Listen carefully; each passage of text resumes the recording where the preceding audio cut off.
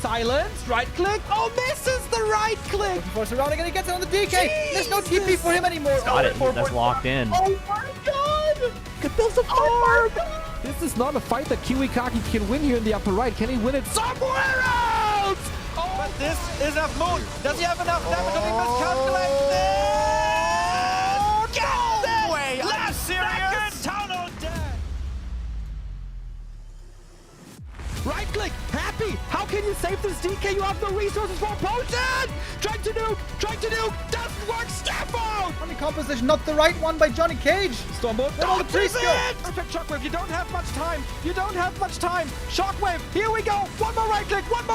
Lin, Guagua. Oh!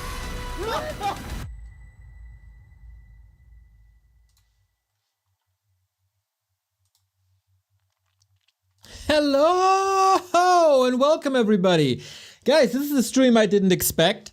This is an event that I didn't expect. I was just talking casually with my friend Demi, and he said, yo, in case you're interested, dude, I am playing a best of 5 Showmatch versus Fortitude now. And I'm like, what? And he's like, yeah. And I'm like, can I cast this? And he's like, let's effing go. That's, of course, direct quotes, right? So this is what we do. This is exactly what we do. I'm on Flow TV as my routing to Moscow and China is still screwed. So yeah, the rules of this is best of 5, $200 per map. And if you all kill your opponent with 5-0, that is an extra 1,000. I think, if I got this right. No, not an extra 1,000. No bonus. Sorry, Liquipedia people. No bonus for an all kill. Just quote unquote 200 per map, which is pretty damn sick. So, without any further ado, I introduce you to an amazing match of Happy versus Fortitude. There we go, everybody. Best of 5. We start on Concealed Hill. Those stats aren't right. No. Refresh, please. Tail of the tape. Would you please introduce the right players to us?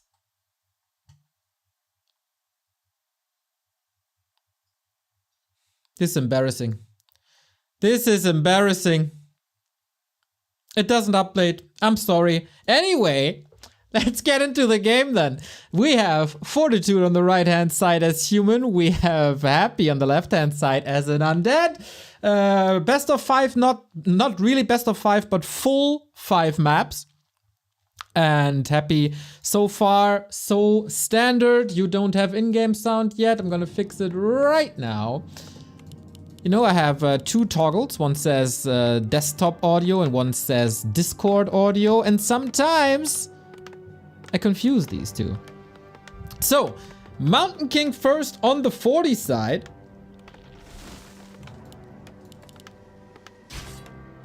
And that's gonna be great. Can you still expand on Concealed Hill, 1 base? Because with Mountain King, you kinda need an expansion, I'd say.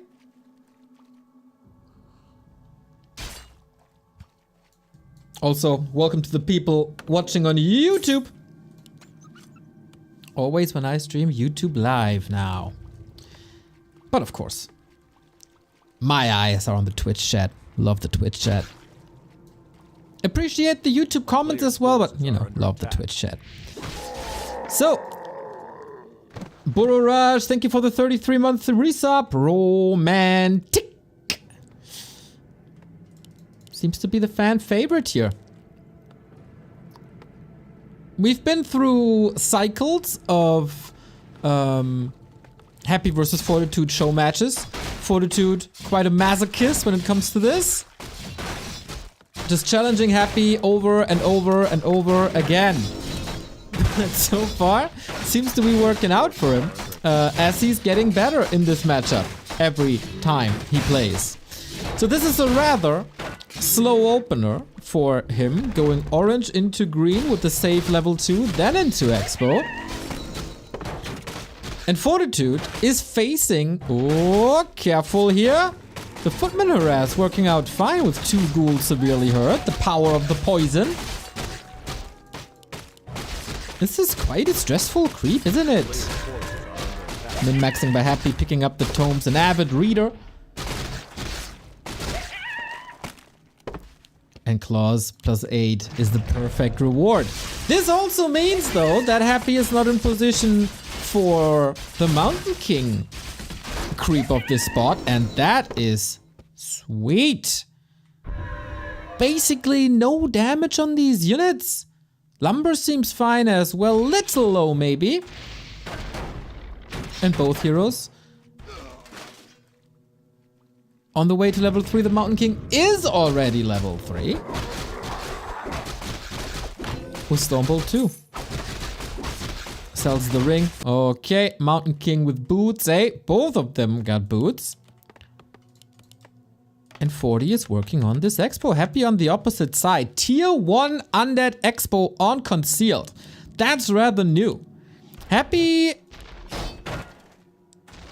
is becoming less and less aggressive recently. First, it was noticeable against Night Elf, where he went for the tier 3 Expo instead of the 9-minute push. And now versus Human as well. Interesting. Nice to see Nova versus Stormbolt exchanges. Happy there. Got the Dark Ritual. Also the replenishment potion should be safe.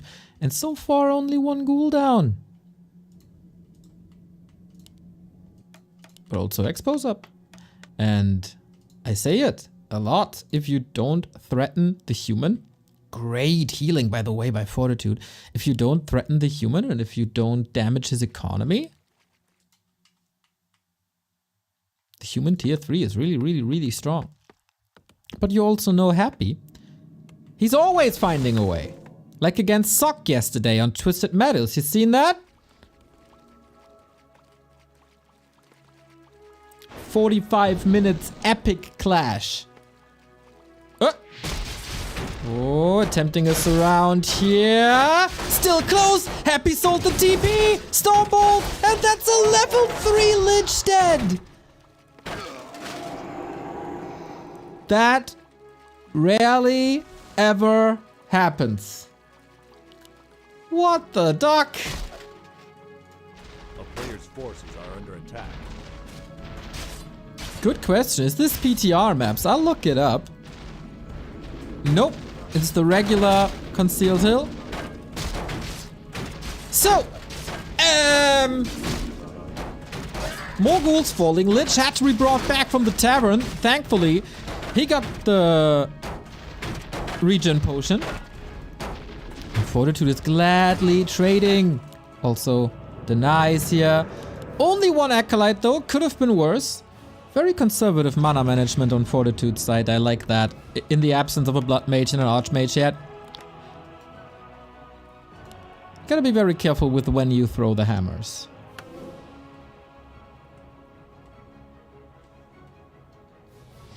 Knutsforten, thank you for the sub, 6 month. Nice gas, go on please. Okay. If you say so. We drop below the 2k sub mark, which always hurts my eyes a little bit. So every single prime, every single sub helps me feel better. Thank you guys. Constant pressure here with only the first hero and only some footmen. And more acolytes are falling during the tech. That's annoying. Happy is trying to get the Necropolis up to reduce the time where it's only 3 to 4 acolytes mining. But he can't. The footman too strong. Mountain King is hunting 1 bash. Might just be the end of an acolyte here, but I was about to say, against the Nerub Tower, against all these ghouls,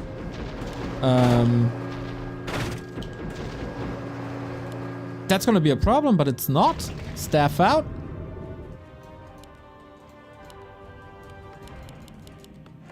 A player's force Double crit. So we're going into Fiends. But gold income has been reduced here. There we go. Is swinging into Fortitude's side now. With the expansion untouched. I don't think a single peasant died this game. Ooh, what? Old school Gargs versus MK. Okay, that's a timing push then, of course. Fiends fall off against Knights in the late game, and Fortitude is already on the way. Got level 4 unlocked at the Paleo, DK on the other side. This, of course, requires some time to rebuild all the Acolytes. And then, only then, you can go into attack. And you know, Gargs, really not the strongest in fighting.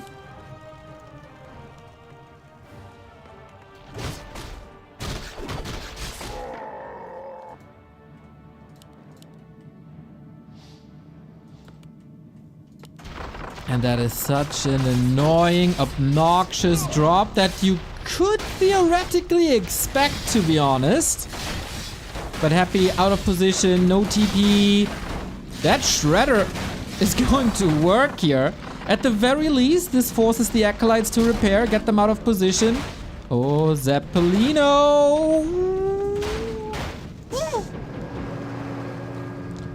Almost leading to a crash, but Fortitude, he got this. Double Rex, as well as double Workshop. That's a lot of production. MK claritying up, regenning up. A player's forces are under attack. And waiting for the tier 3 to unfold. Two base, tier 3, tier 3. Even a Griffin Aviary here. It is the good old Mr. Winner strat, guys. Knights, Gyros, Griffins. He knew it before everyone else. A true visionary of the human race, Mr. Winner. Happy with the flute, never wrong. If you go into destroyers. 40 is playing a very echo-heavy game. Onto Acolytes once again. A little bit of mining time. 75 gold per Acolyte. And also a forced town portal as he seems ready to fight. 4.5 Lich. Okay. Mountain King, just as before, can easily step away, playing around the cooldown of Stormbolt, which is nice.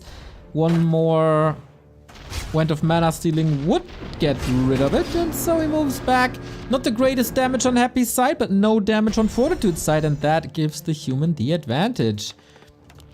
Now very curious about the army composition of 40. Player's forces are under attack. Knights, Gyros, Griffins, of course, the natural way of approaching this. But when are the tanks coming? Ooh, this takes forever. Happy cleaning the red spot bottom right hand side in no time. There's a town portal to get out. Ancient Django is wonderful. Everything that gives the human army movement speed is grand. A player's forces are under attack. But yeah, lots of damage on these footies. Gyros were scouting. And late game, you kinda need a Dreadlord to deal with the Gyros. Ooh, is it time already? I don't think so. Flag cannons online, just a little bit of a bait. Level 2, unlocked. 40 probably has to run away a little bit as Happy is muscling up in attack, but he's down in supply. He's ahead in levels, Happy is. A player's forces are For under now. attack. At least. 2 shots from the Gargs kill 1 Gyro, but it's a very solid amount.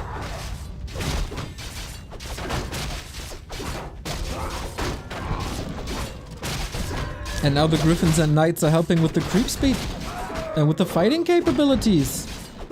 I am very much in favor of Fortitude here in this game. But then, of course, it's also Happy. Thank you, Weezar, for the 15-month resub. Whoop, whoop. Player's forces are under attack. Whoop, whoop, indeed.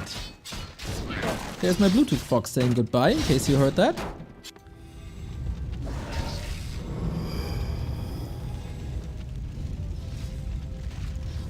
Playing a dangerous life with these gyros. Always want a little bit of vision, of course, to see what Happy is doing. But can't fly too close. Mountain King, not 5 yet. Paladin, not 3 yet. And that is the last bit of experience on the map, right? These 2 greens. And that is level 3. No third hero. Has the option to go for one, but do you really need it? Banish Siphon, pretty good on a Blood Mage, of course, but he's incredibly squishy. And can't level anymore, so rather not. I think that's the new human norm.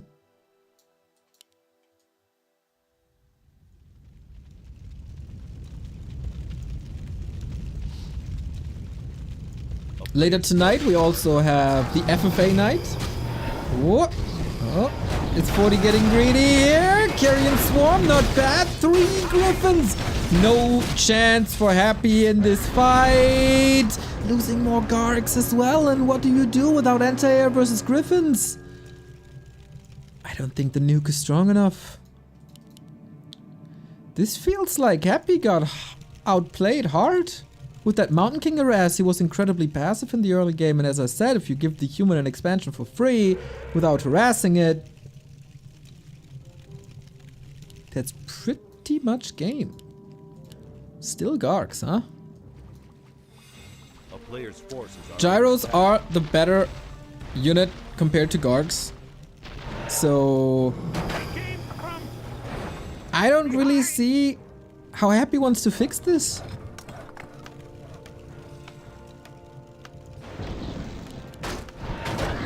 Level 5 now. Nice Nova. Gyro's a little out of position maybe. And of course you can always play with Coil Nova and Carrion Swarm. But yeah, once the anti-air is gone, this is gonna be problematic. 2 heal scrolls, 1 already used. The second one might be a lifesaver. Holy Light only going onto the Griffins as they are the more valuable army, and towers are coming. Mountain King in problems. Needs the Holy Light. Soon is on cooldown. Got it. Now Divine Shield use. The air superiority of Fortitude is dwindling. And as good as the game was so far for 40, this fight clearly going Happy's way. That was not the time to fight, apparently, against the heal scrolls. Dreadlord leveling. And now the Garks, huh? They still reign supreme. I am incredibly surprised to see the game go this way.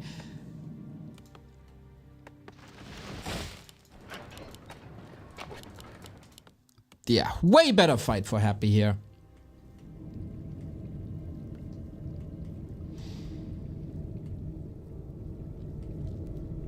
And again, I wonder, as so often, should you play 1 or 2 tanks with Barrage? But yeah. Fortitude pretty much ate the Carrion Swarms. Heal Scroll, of course, doesn't help them. So that's turning into a bit of a problem.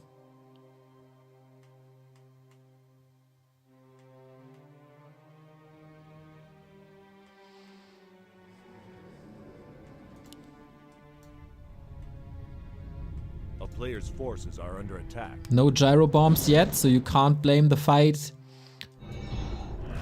on the priority ability.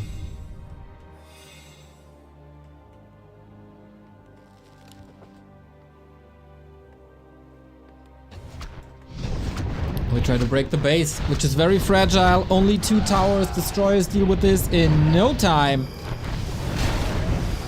Is there enough? Carrion Swarm, not bad. Ooh, the air micro of Happy. Supposedly getting a bit stronger. That was the heal scroll. Level 4 on the DK. Ooh, this is so fragile. Needs the reinforcements. Fortitude, where are new gyros? You need him. But Happy, a bit overzealous here. He got a lot of economy damage done. Look at it. Barely any peasants here, no more. Oops. Where were these guys? Tried to evacuate. So is this reasonable? Yeah, you gotta rebuild them. Happy gets closer to level 3 Dreadlord, which is almost a knockout punch. Or is it?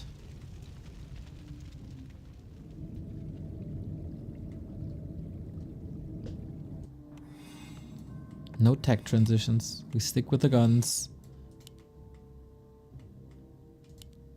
40, a little bit late with the peasantry production, huh?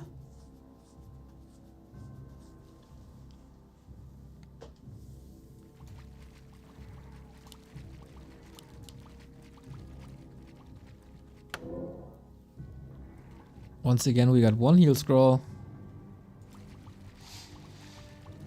Still solid consumables on Fortitude side.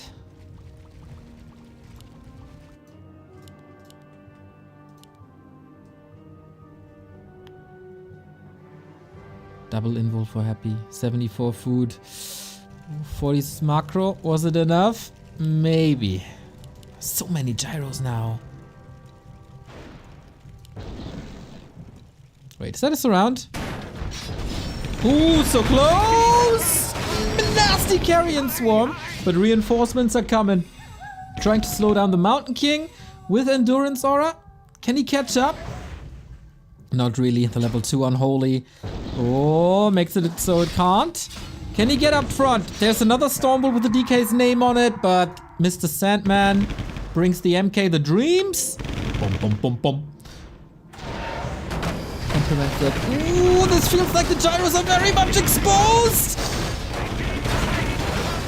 This is looking gnarly here. Stormbolt on the Dreadlord. No mana, no more. Fortitude is completely falling apart. The 2-0 upgrades, not enough. Level 6 on the Lich. Wow. Happy with pure fighting skill, bringing this game back. 40 in a leading position for the majority of the game. But the greed of trying to get the high ground, the fight here, got Happy the lead. Plus, the push into the base for economy damage. Smart. Thank you, Blast, for the sub. Dino Dance, Dino Dance. We'll do a Dino Dance at Rara Land, eh?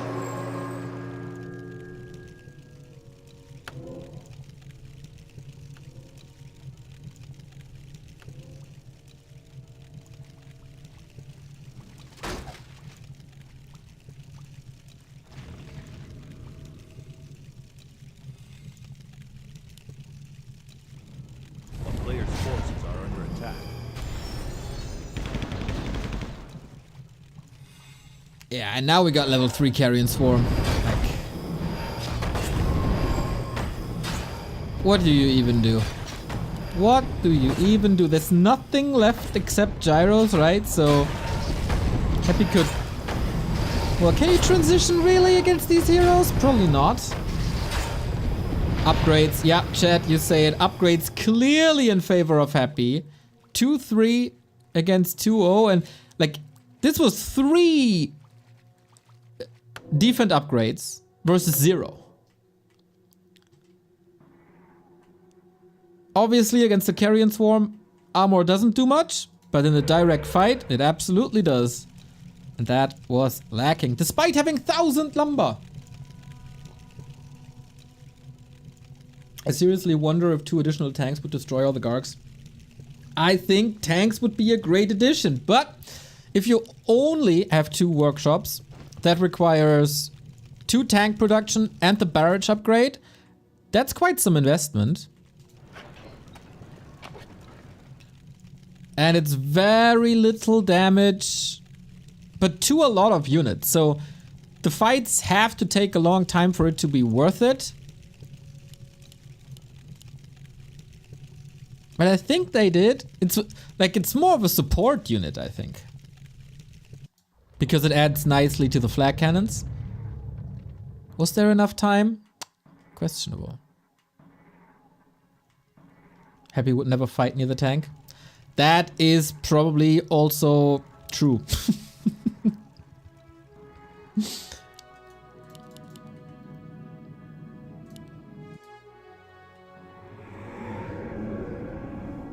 Alchemist third. I think if you want to go third, you do it early and get Blood Mage, but I also see the need for high level. To be honest, double hero to a dual hero might be enough.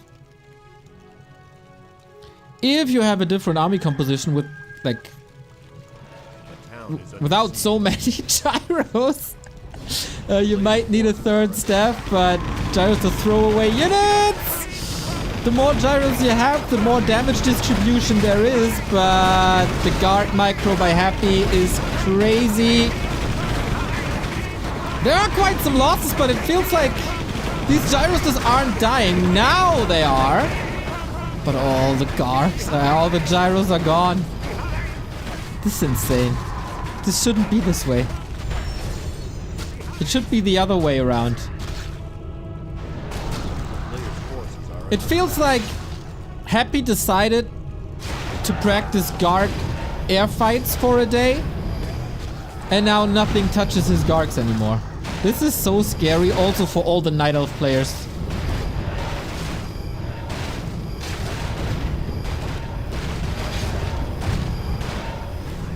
Happy's favorite food is gyros, yeah. Sick. Yeah, this game has been decided.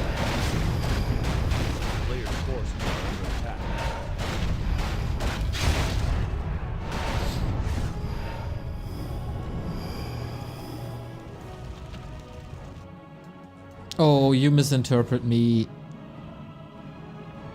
with bad intentions. Don't do that.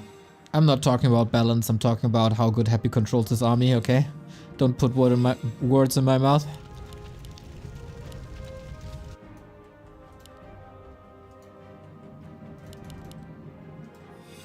And to be honest, 40, we've seen this quite a few times before. His mass air fights aren't the greatest. That's kinda just the fact. Boom. GG. Happy wins. That's $200. Ka-ching! Straight into his bank account. Well, not necessarily straight, but I think 40 had a fantastic early game. I think his tier 3 unfolded greatly, did a lot of echo damage. It was the deciding moment, I think the one fight on the left-hand side of the high ground in the middle. That was the deciding moment of the game, I think. Happy winning that fight when he really shouldn't, with great control. Boom. And then he played it from there. Like, if you have 24 gyros or whatever it was, and not win this air fight,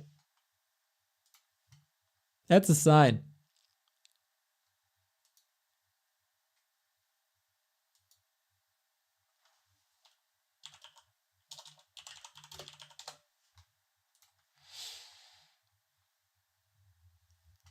So that was game 1 out of 5.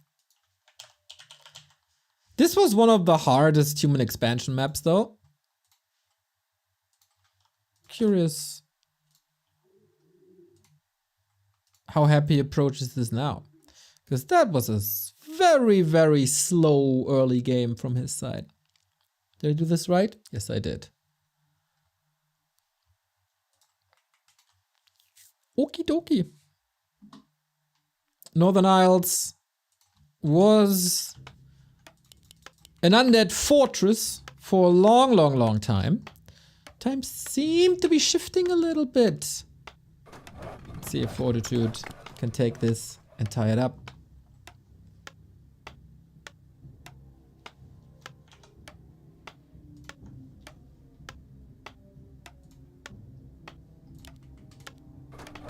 Bottom left hand side 40. Upper right hand side Happy.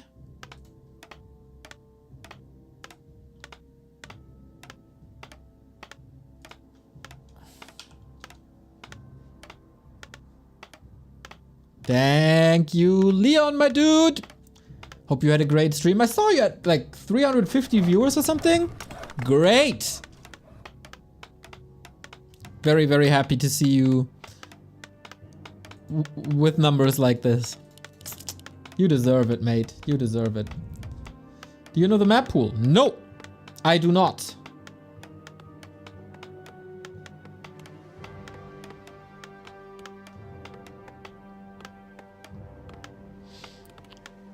So Mountain King again.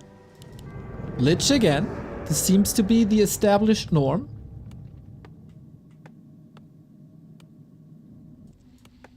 Would they just leave each other alone and let them do 2-base, 2-base? I'm not super opposed to that.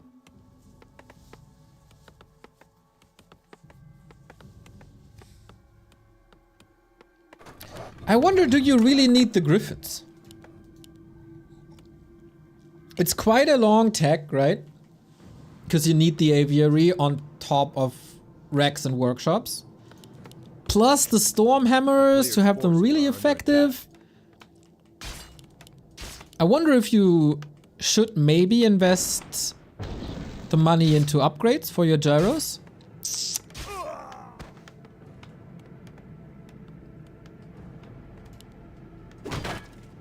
I think with better gyro upgrades, especially defense upgrades, 40 has a very solid shot, isn't it? Isn't it? Doesn't it? You know what I mean.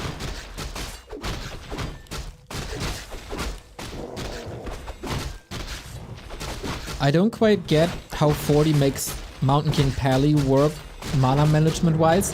Me neither, dude. He was really, really conservative in the early and mid game.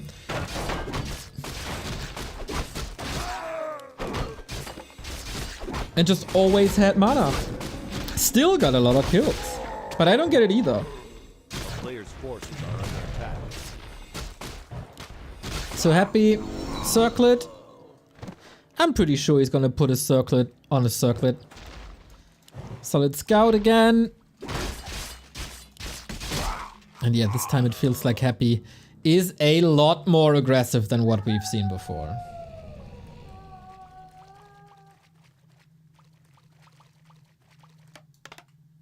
There's an item called Clarity. Yeah, but he wasn't home for minutes last game on Concealed.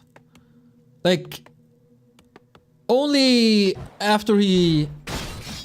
Like, during the tech, after a couple of Acolyte kills, that's when he went home the first time. Mana management by 40 was amazing, so let's see if he can do it again versus a Lich who has Dark Ritual and always mana available. Oh, that's already a lot worse for 40 than game 1 was. But I guess here on this map he kinda anticipated it. Good block, but no damage afterwards, I guess.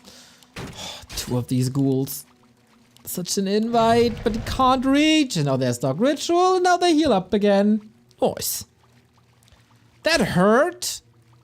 But there's still 4 peasants here. Arcane Tower is also up. This is fine. And it's not the I'm sitting as a dog in a burning house. This is fine, but this is fine.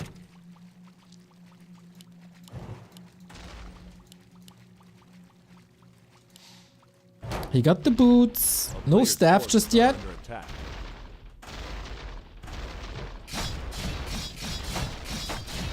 Ooh, this is a sick timing. No water elementals, of course, to help here, but lots of footmen. Exchanging Stormbolt. Happy trying to force a TP. Oh, expose up. Can be repaired. There might be another Nova after a Dark Ritual. Not just yet, and Fortitude. He did a lot of damage but didn't get the kill, and this is now, of course, an easy repair. It's also feeding the Lich higher. Level 2.5 on both sides. Here's the Dark Ritual. Still not enough mana. And in those situations, you wish you had an Archmage with Water Elementals. That would have done the extra job. Or you wish you can Stormbolt buildings again. Maybe we should bring that back.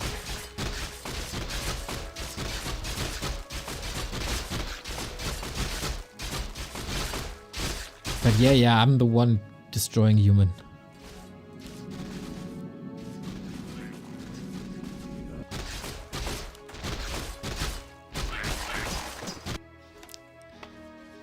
Attack at the same time. Shop coming up. You could Stormbolt buildings. Yep. Fun fact, the Magnetor here at the red spots can still Stormbolt buildings.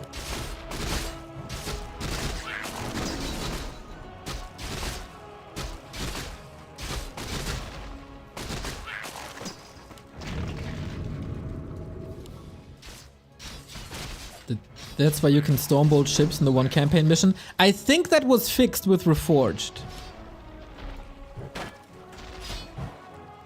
I think that's what I saw recently. Our Raraland host, Young Ulrich, Jenny Prenzelberg, was playing the campaign and he couldn't Stormbolt the ships anymore. So I'm not sure. A player's forces are under attack. Oh, I misremembered. It's possible. Ooh. Healing cancelled. That's annoying, but mana was there. Sick deny. And Militia called at that stage of the game.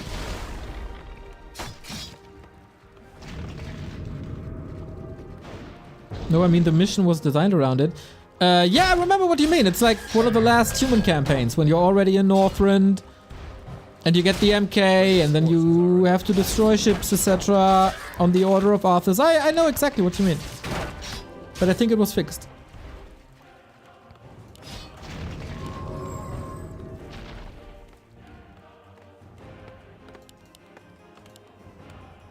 Anyway, happy with very, very early defend upgrade. I love it. Defense upgrade over attack upgrade. That is so rare to see in Warcraft 3. Or in the history of Warcraft 3. It was always damage, damage, damage. But happy again breaks the meta. A player's forces are under attack.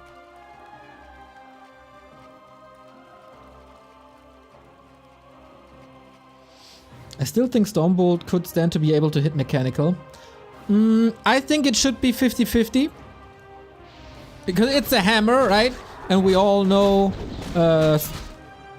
sometimes when your TV isn't working, you slap that TV and all of a sudden it works again. So there should be a 50-50 chance if the Stormbolt heals or damages mechanical.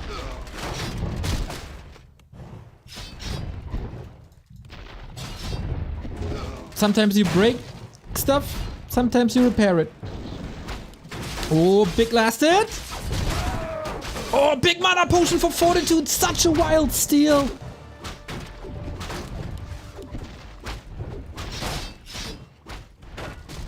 And the disposable footmen, of course, they suffer. But it's fine. 1,000 gold on 40 waiting for the tier 3.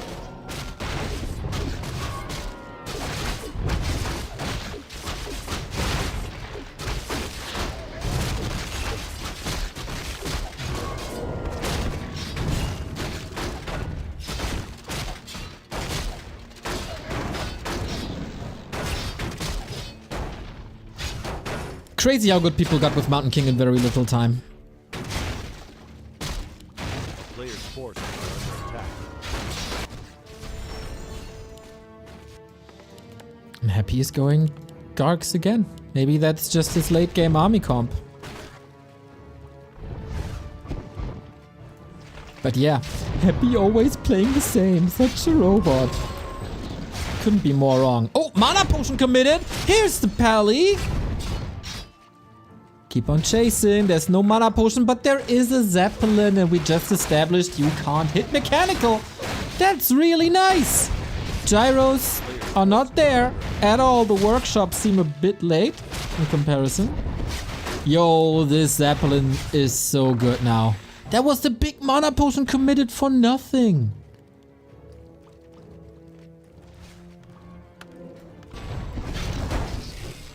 And all that fight for the spot. Out for nothing. Ring of Regent, kinda nice.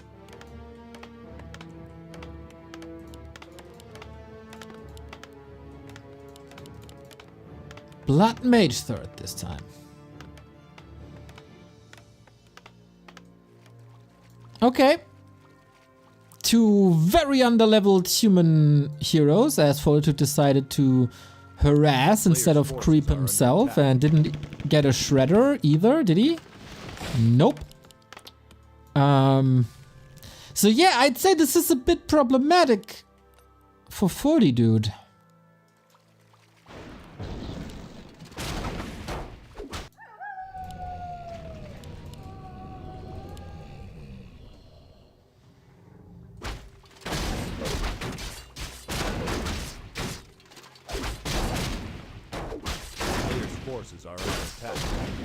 Dude, these Gargs, they have 0-2 already.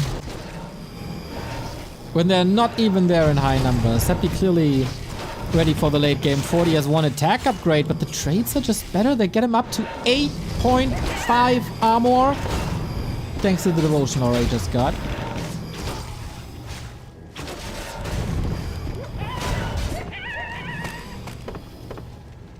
A player's forces are under attack. Lure he bold. Thank you very much for the tier 1 sub. Close to the 4-year sub badge, my dude. Hang in there, buddy. Hang in there.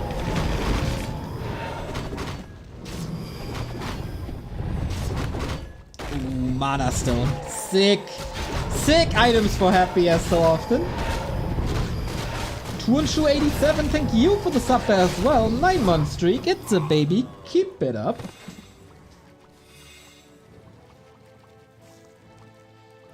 The Griffin seems super optimistic. I really don't like it. Like, is that necessary?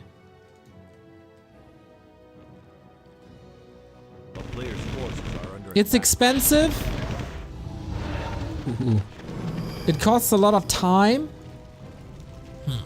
Really not sure. If it works, it works. I mean, helps with the nuke, helps against statues. Not a bad unit per se. The Flappy Birds, but helps for creeping, true. But does he really need it for creeping when you have knights? Yeah, okay, that's a good point though. If you have the time for creeping, then it's a great addition. Is it really necessary? A player's forces are under attack. Good point, Duluchi. I like that. But speaking of creeping, Happy creeping up a storm here. Claws plus 12. That's a solid lit. And it feels like we're getting into that territory where tanks are necessary. Biggest creep on the map is magic immune. Yeah, but you can focus the Magnetar with everything but Griffins and clear the rest with Griffins. It's still fine.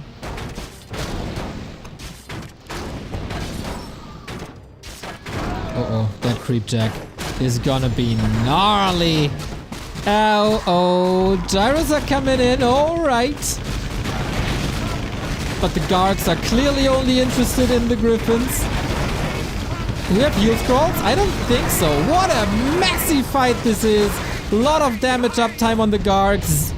At times 0 on the gyros, and Happy dominating the air. Happy's just dominating the air. In, so far, every fight. And that is 3 defense upgrades again.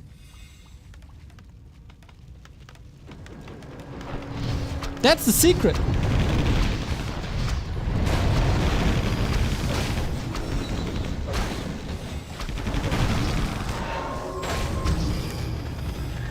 I get that armor upgrades don't do anything versus Crypt Lord, but don't you need them? Like, Happy could slap a protection scroll on top of it to make this even worse.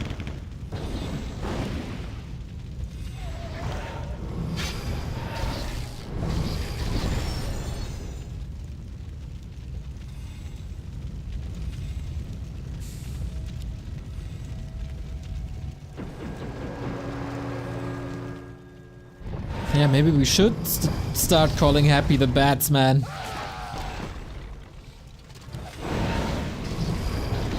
Definitely fond of Gargs now. And it is Remo's fault, you know that, right? He was yelling at Happy to use bats against Night Elf, and finally he listened. And then he became a fan.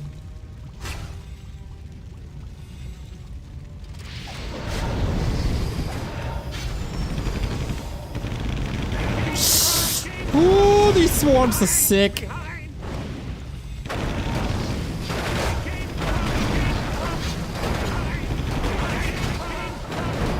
I mean, look at Soup. It is. Oh, Happy sends the Gargs in one by one. That seems a bit ill-advised here.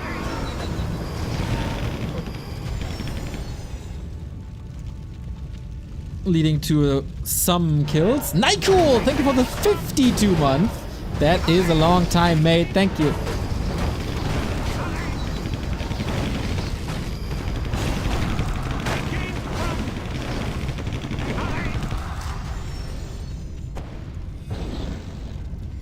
This was all time without attack upgrades. It's going still for the Destro, but you won't get the Destro. It's impossible. You guys think they came from behind? I'm still not sure.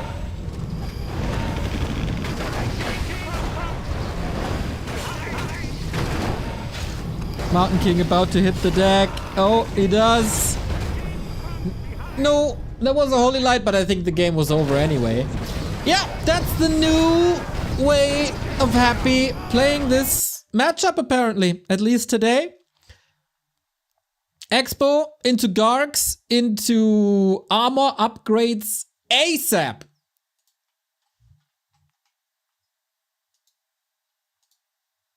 And 40 doesn't stand a chance. And he tried to play the same style that he did before. When Happy has a new task for him, I think. He's not really adjusting, I gotta say.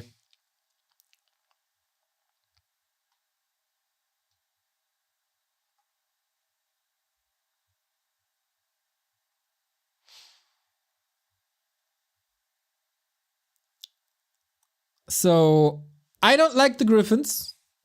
I don't like seeing no armor upgrades on 40's side. You could argue that Divine Shield isn't really necessary. And you should go Devotion instead to add the extra armor.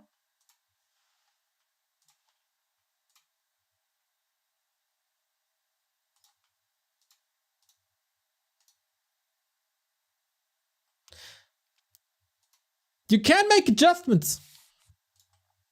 So 40, do it.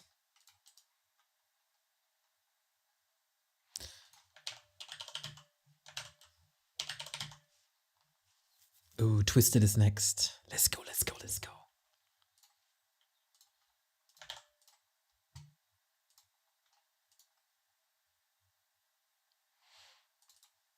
A little bit of a warning. I feel like for some people, the balance wine gets a little bit out of hand. So don't be surprised if you get timeouts.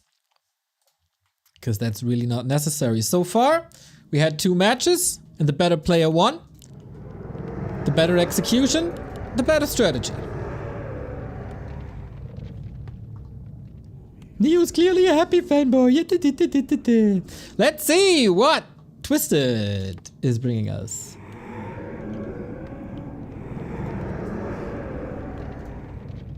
Hawk says balance perfect. I agree. Finally, we're on the same page, Hawk. Finally, you realized it. It's okay. It took you long, but it's okay.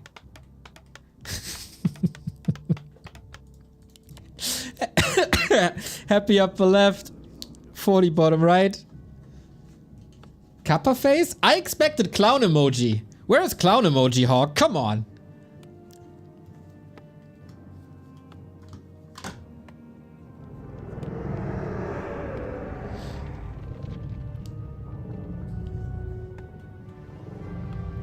There we go. Der Derbere, thank you very much for the sub.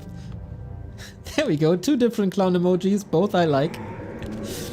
We're not going Dreadlord first. We go DK. No, Lich. DK, what was I thinking? I'm high again. Where's Mountain King one more time?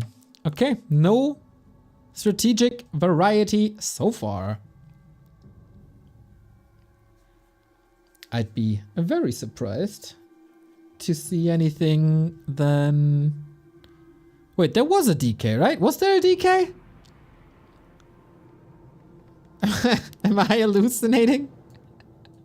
Doesn't matter.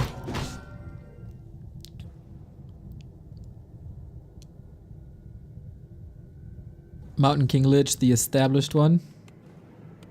A player's forces are under attack.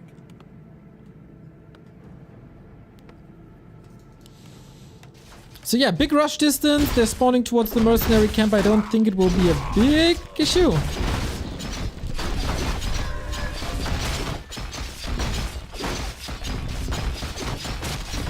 Long time I didn't watch any Warcraft games. The humans don't go Archmage rifle casters anymore.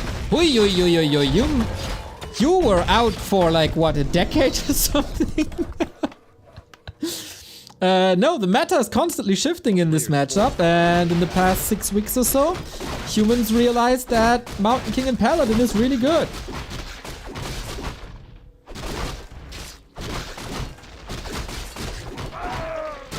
Oh, Ring of Region on the Lich is also very good.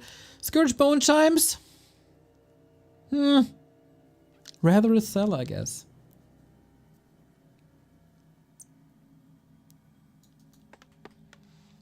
Forty checking up north. Militia coming, so we expand cross map.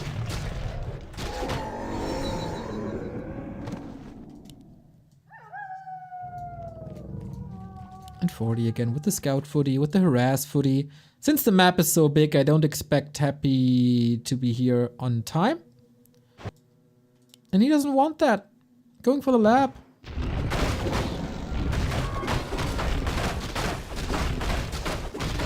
So a peaceful early game, except if you're rooting for the creeps, then you're having a bad time.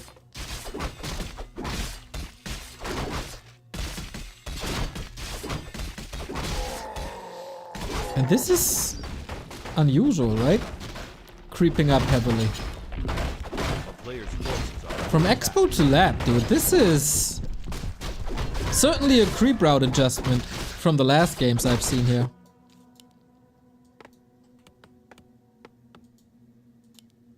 If 40 realizes this, can of course be used against Happy with Sappers.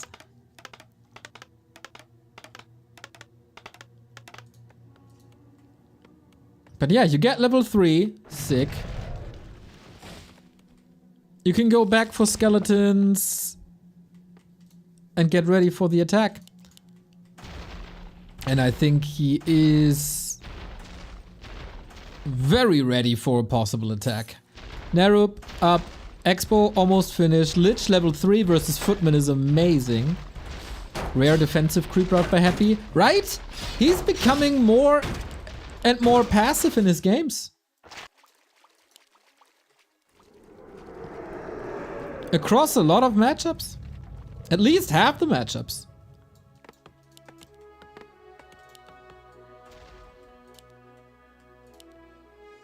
Very good for us, because longer games means more ads, means more income.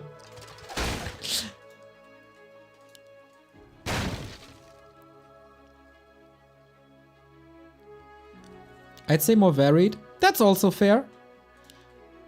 But yeah, there's a tendency for him to play it slower.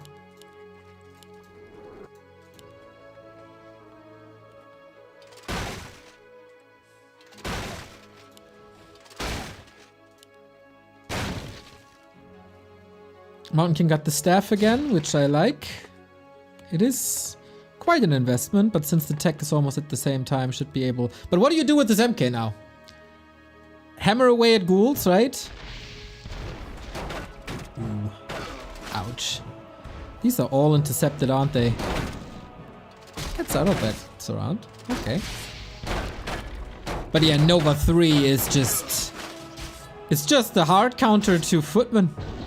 Now you don't have the tools to surround anymore.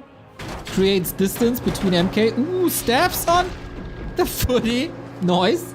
No heal potion. Wait, can he just bolt him down? He's certainly trying. But only a Footman won't do it. If he's surrounded, he needs to TP. He's surrounded. He does not need to TP. But he has to invest the Stormbolt, and so the Stormbolt can't hit the Lich anymore. And one footy isn't enough. 6 save by Happy, and of course, healing up immediately. Not missing a beat, dude. Towley, thank you for the sub. 49 months, much love. Yeah, Happy knew exactly how to react. He saw this hero focus coming, was a bit ambitious. So now all the mana is gone compared to the game on Concealed where... Oh. Where Mountain King had mana pretty much 24/7. Ooh, this was maybe a bit ambitious. Bash at the perfect time, -2 golds.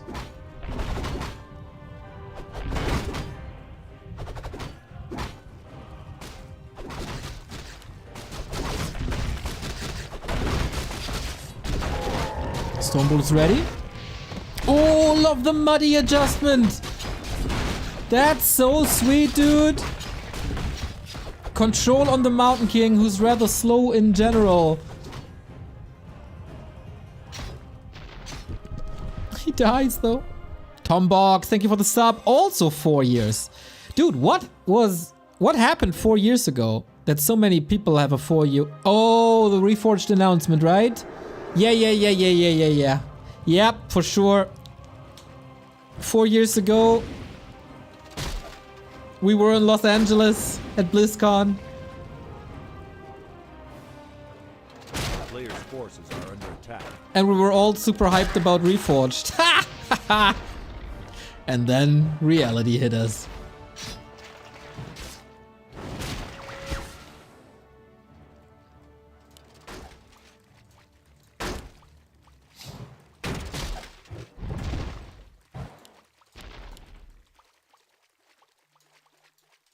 But hey, this year's BlizzCon, it's this Friday.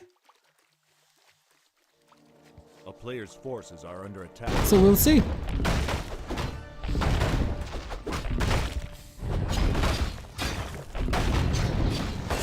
It's incredible, by the way, how 4 years later, people still use the joke name as Deforged, Refunded, and find this funny.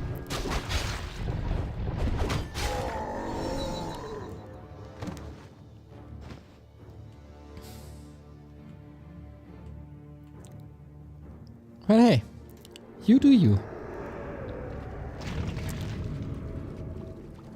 I hope you're ready for Warcraft Rumble. I played that a lot in beta until I got a frustrating grind because I, of course, don't invest a penny into a mobile game. But when I played, it was fun at the beginning. Ooh, that was a steal. Sweet! And again, 40 is aiming for this mid-game hero focus. It didn't do him no good in game 2, and it doesn't do much good, but he's reducing guard numbers early. Happy already, right? 10 minutes in, 2 defend upgrades. It's so sick.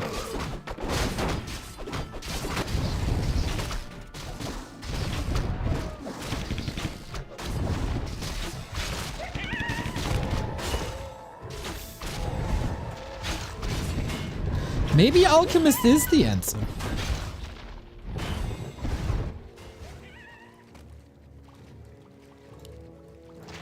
He's tanky against Coil Nova, unlike the Blood Mage.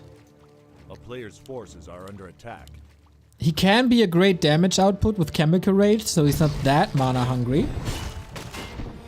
I don't hate it.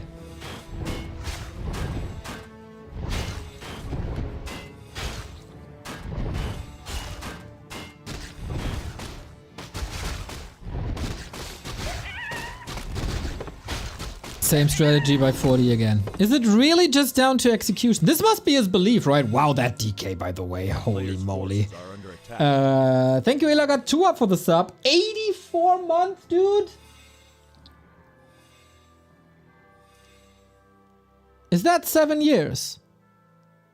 Yeah. 7 freaking years.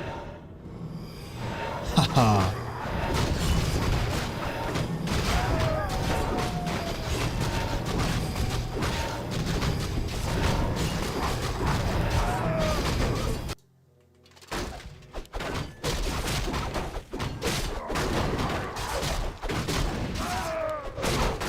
Yeah, this DK looks very good. The Lich also fine. And 0-3 is almost ready. Like, correct. Thank you for the 6-year resub. My god. They subscribed for 6 months in advance? Dude. Thank you for trusting us. That's a rare notification. But it's an awesome notification.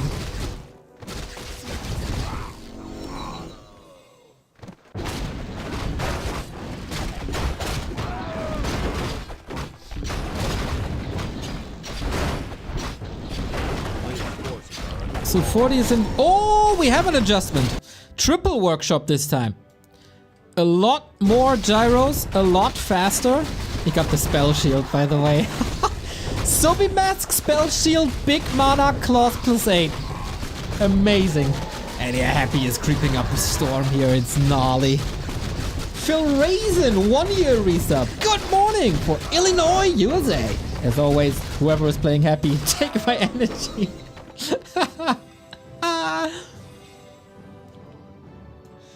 We're working on 3rd bases here on Twisted Meadows. Even a farm. Incredible. Nice little trade. Delays that expo. Ooh, poor Bursey. What the? What the hell is this lump? This looks like Age of Empires to me. Like... Maybe repositioned. But he got 1200. It doesn't really matter. Animal War Train, but the blacksmith is empty. Again. Where? A player's forces are under attack. Happy as 1-3.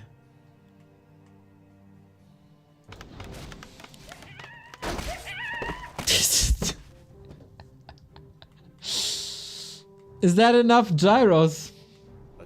I'm not sure. Oh, that's a nice pickup on the Destro. Tower gone. Workers killed. What about this Dreadlord? He is level 2. Good luck dodging these carrion swarms. But it looks like a way better fight for 40 this time. Just the number of gyros are upgraded, not upgraded, but built a lot faster. Problem is, they're kinda useless now. Level 5-4 for 40. Happy, definitely down in supply. Gets a knight, okay, portaling out. Things like damage is done as the town hall fell. But yeah, for the first time in this series, Happy is not dominating the airfight.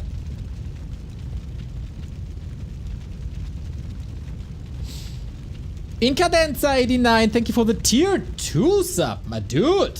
Thank you for the 6 months. Also 6 months in advance with tier 2. Ka-ching, baby. Thank you, thank you, thank you.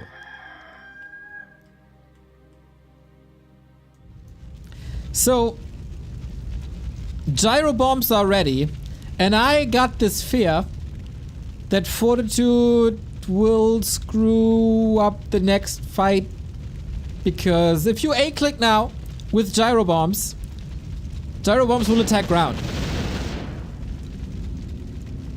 Forces a town portal. That's expensive, buying time. Not working on another base here though.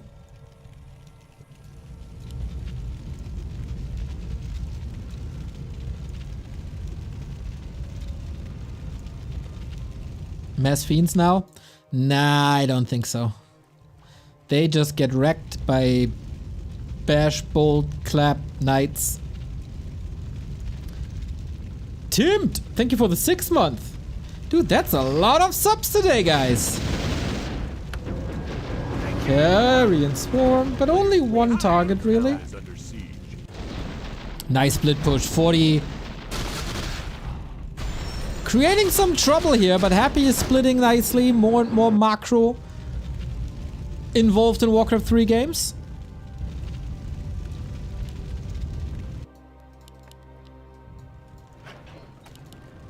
And I like that variety.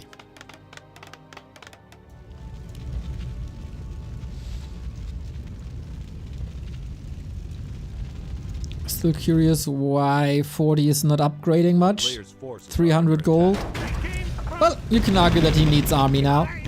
At this very moment. But yeah, the gyros are doing a very fine job. 500 gold. Spend it. Continues to produce gyros.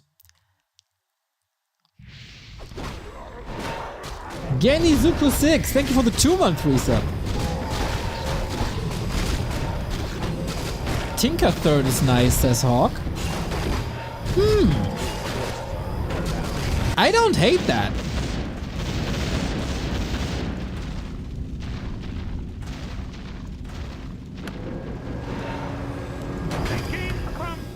I don't hate that at all.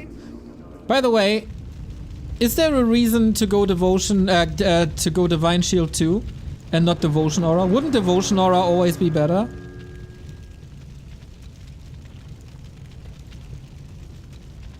Do you need level 2? Staff of Silence and Spell Shield, by the way. 2 healed goes up as well, but we will probably not have a direct fight. There was a lot of damage. Please nerf Elf. Thank you for the sub. Less than 3. Tanks are coming, by the way. Yeah, this is lining up to be the longest and closest game we've had so far.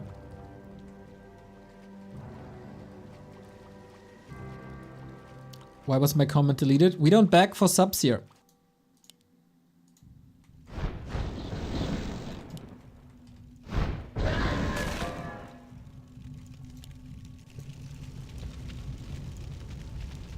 Player's forces. Alright, I see he found Devotion Aura. That explains it.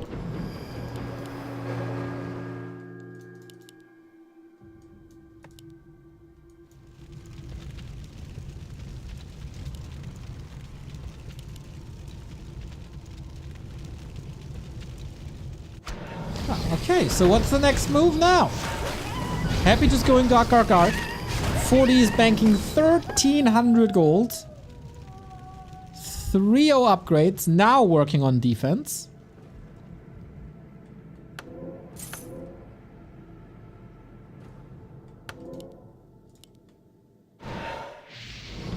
Oh, he's getting caught. The gyros aren't here.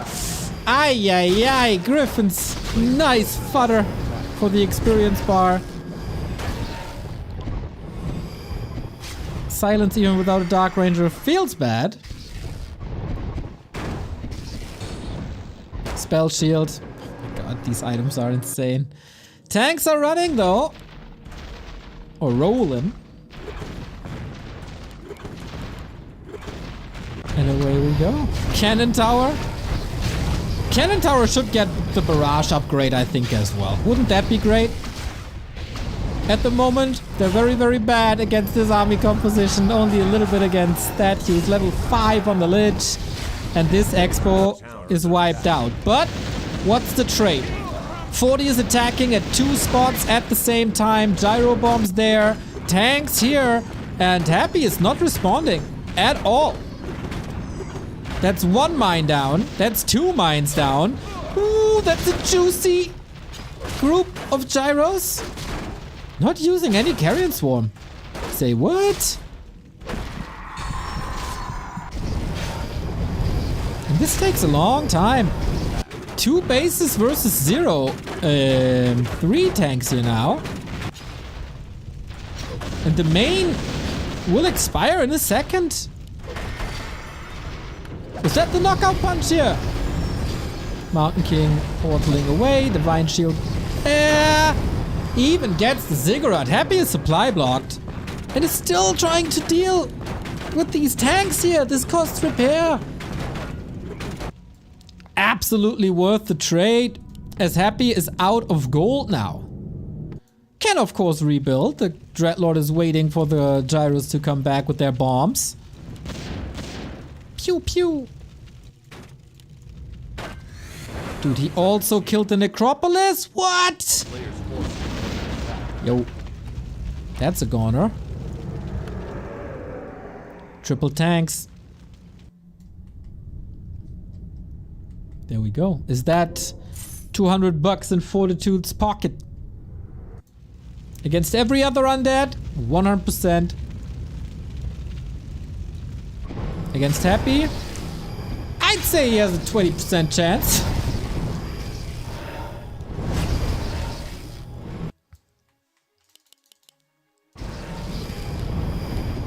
So many tanks. Now he's going for armor upgrades. Long overdue.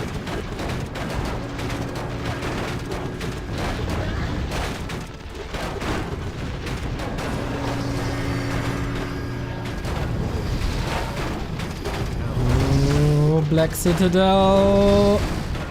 No more potions. And of course, no more main building. No more Gargs. But I guess you don't want Gargs anyway, huh? Another cancel there. Pretty... like, he's losing a lot of tanks. But I guess that's fine as long as he's mining. This has to be stopped somehow. 2,000 gold left for 40 before he has to think about another mine.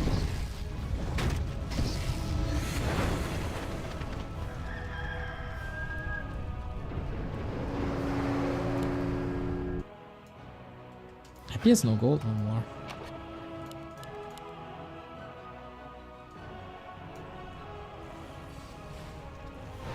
He still has a strong army and 3 heal scrolls. Players' forces are under attack. 40, please upgrade barrage. I know humans didn't do that for a century, but it's really good against Gargs.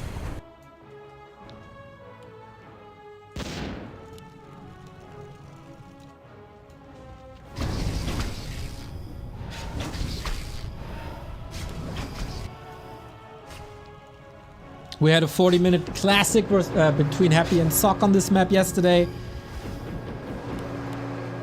This is lining up to be a good one too.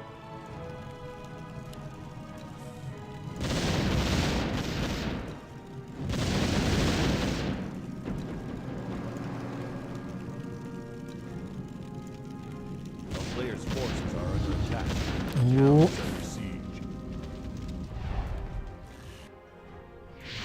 Hero Arena on the right hand side, so hard against spell shields, Coil, Nova, Sleep. Happy is doing his darnest to repair everywhere.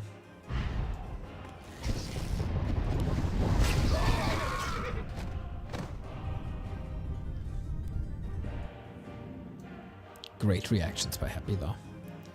But 40, you need another base, my friend. Don't you?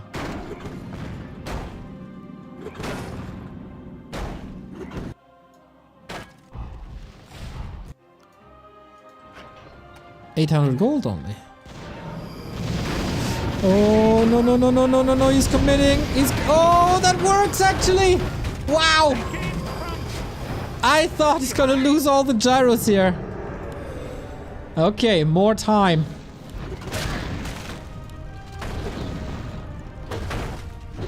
Destroy at the base to cancel the staff. Yep. Great comment. That's amazing. Nice heads up play.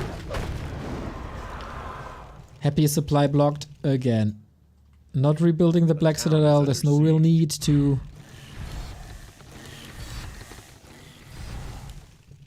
A player's forces are under attack. But I worry about 40. really do. Coming in again. They came from behind. Tank's just waiting for the move. Happy scouting like mad.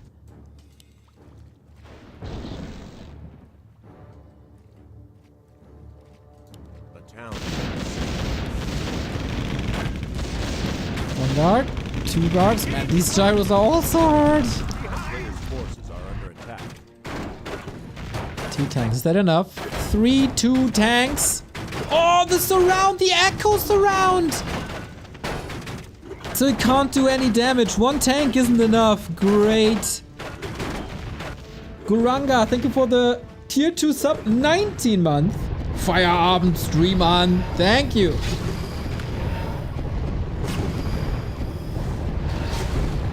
Especially the tier 2 is amazing.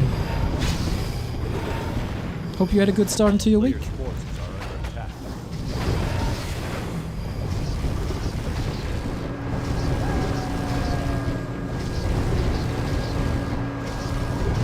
Happy has 0 gold no more, and this was cancelled. Happy has to continue. Oh, you selling items?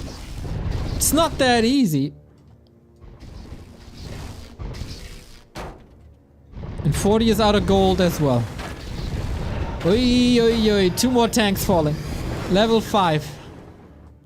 What a game.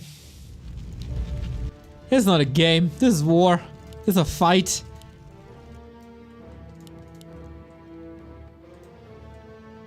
Happy has a solid inventory to sell. For 40, not so much. Thank you, Witty, with the big raid, my friend. Thank you, thank you, thank you. We play 5 maps of Happy versus Fortitude. This is map 3. We got it all, man. We got tanks, we got gyros, we got high-level heroes. Good time to tune in.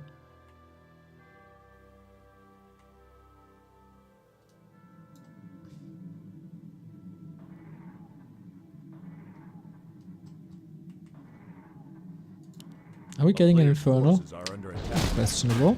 Wants the Pally level 5. We get the Avatar soon as well. Boom, Holy Light. We got harassing gyros, but not too many of them remaining. So good to have their armor increased, right? 40 never had the resource for 3-3. But these armor upgrades are so noticeable. Going for the Haunted again. And that's another kill, isn't it? Close. 3 tanks not attacking the mine. Doesn't matter. Still a cancel. Going for the Necropolis as well. Into the base we go. Level 6. Ultimate available. It's all about building elimination. Happy so far. Oh, the gyros. The gyros are attacking the Ziggurat. That's exactly what I mean.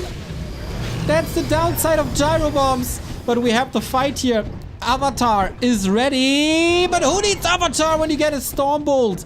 And eliminate the healer and the big movement speed aura. Under attack. Ooh, what a game. Lich! Holy Light! No more healing, of course! Oh my god! Sleep comes in. No more mana. Needs the Holy Light. Needs the potion. Got it! Can he reach? Holy Light is a kill! Oh my god, the hammer was coming up. Sick execution here. Where is he? Where is that Lich? Players' forces are under attack. Oh, bottom. It's not where he belongs. No, no. 40 about to close this out. Maybe. Tanks getting dealt with. No Archmage, no Blood Mage, no big mana regeneration. 40 out of gold. Long distance mining. Sick. But yeah, what do these Gargs do against the heroes? There's no orb, by the way, so 40 has no way to attack the Gargs.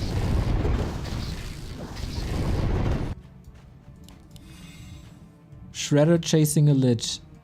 This is forces are under attack. Happy's base holds on 3 buildings. The statue catch is huge! No reach, and Happy was forced into an invis potion. And the DK isn't here anymore. This has to be Fortitude's game. You can... How much? Should Avatar A player's be forces enough are under attack. to kill these buildings? I got 3 tanks coming. And there's so many buildings left. 5 tanks total. This has to be Fortitude's game.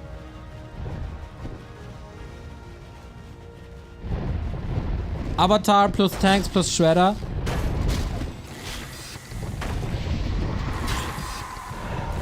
Oh, don't tell me. Yeah. For Cosmodan, extra damage, extra HP, magic immune. And the Pally as a support. Do you need more? Well, mana would be good, but this is all buying time. He's sniping the full mana statues. And it works. Holy Light again. And this is the win condition. 3 buildings. Happy as an acolyte here, but no gold. He needed to sell items yesterday. Oh, is there another Holy Light? Yep. Needs it. Oh my god, Lich Falls! TP home, and that is the last building! GG! 32 minutes, 57 seconds! Player's forces are under The Panzergeneral strikes again! And that looked a lot better. The biggest adjustment here on this map, 3 workshops instead of 2. Way better reinforcements. Way quicker gyro production. And then the quantity outdid the quality. With the high armor upgrades. Great harass. Great harass all across.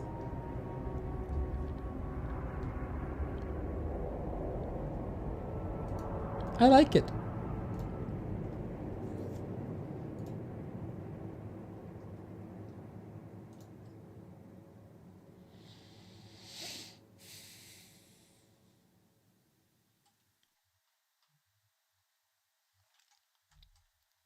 So, is there a reverse sweep possible now? Wonder if these guys need a break after a 32-minute banger.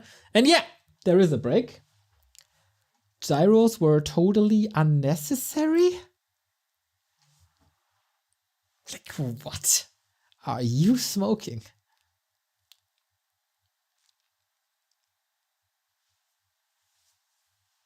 Don't get it. The big adjustment was tanks. The triple workshop was necessary to go to tanks.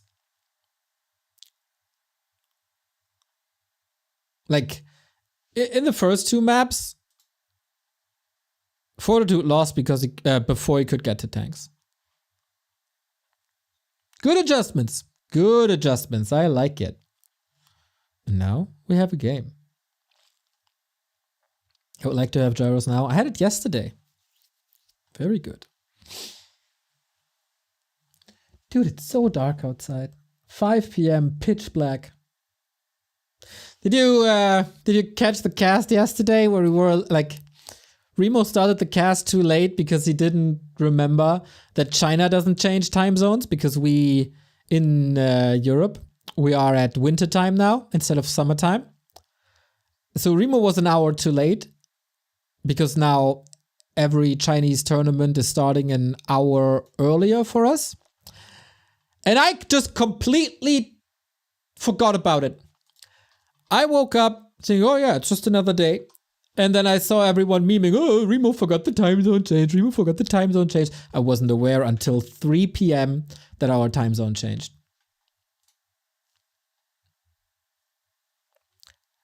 Oops. It happens though.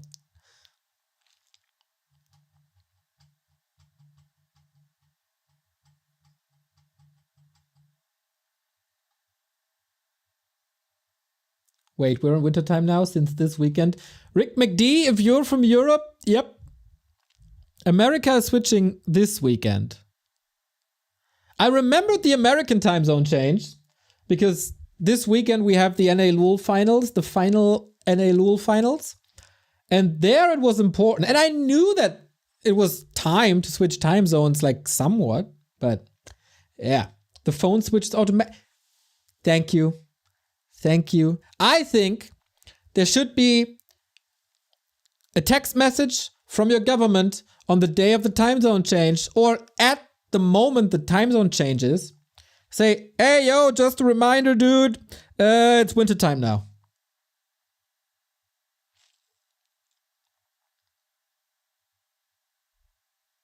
Why don't we have that? Don't understand. Don't understand.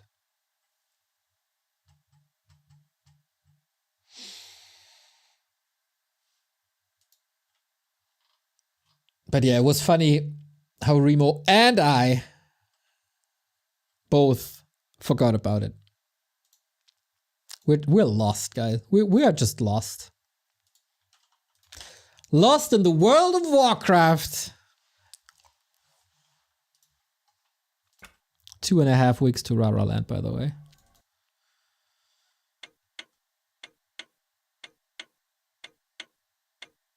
You hear that? Ain't that the most beautiful sound in the world?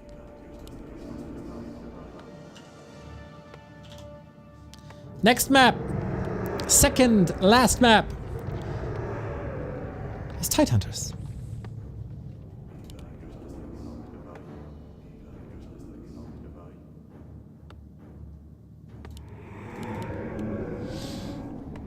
So what are we getting now?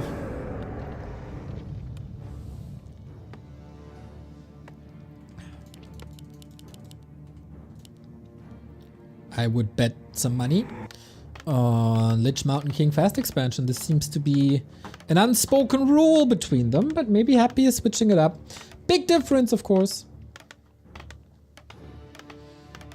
As Twisted was one of the biggest maps. This is one of the smallest maps. Tank's still very playable though.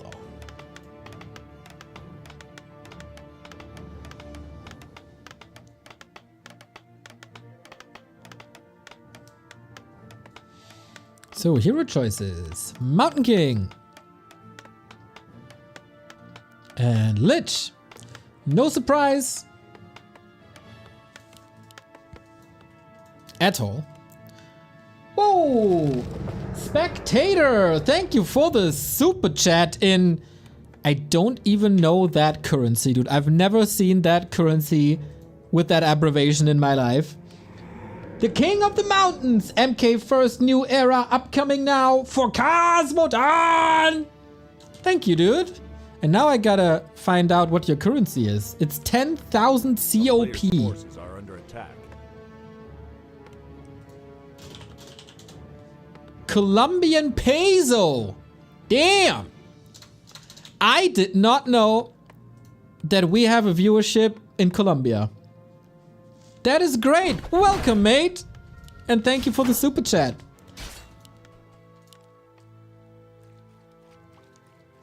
Was there ever a renowned Colombian Warcraft player? I cannot think of one.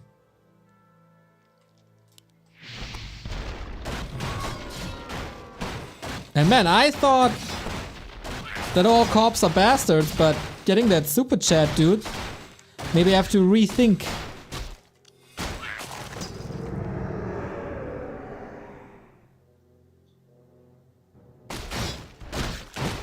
Tiniest of breaks. I did switch the scene, right? Yes, I did. So is this the epic turnaround that usually belongs to Happy? Or was it just a fluke?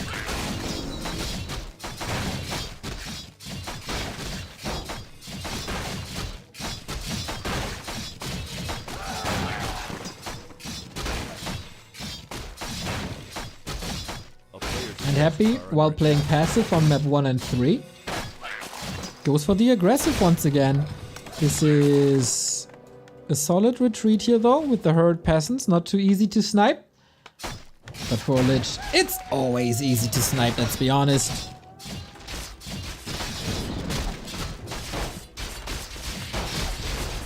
Mountain King hurt, Ghoul denied. The Popo is in.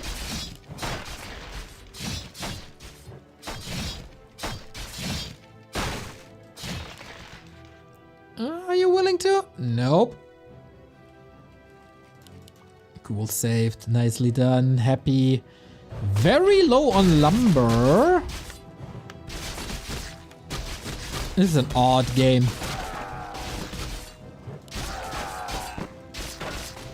Mountain King standing there, waiting for reinforcements, getting the bash out again, denied.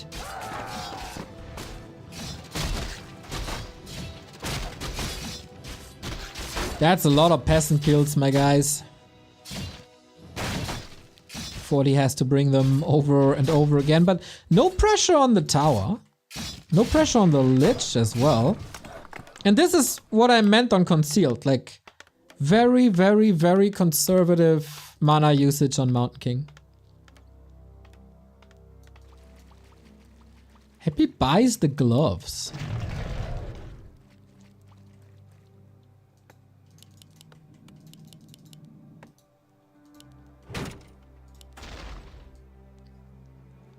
A player's That's forces are under attack.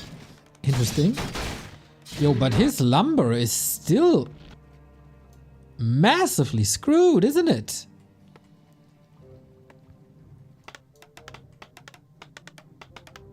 $40 has to power build with 6. It's also expensive.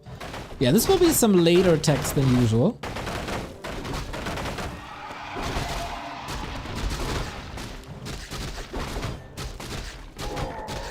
player's forces are under attack.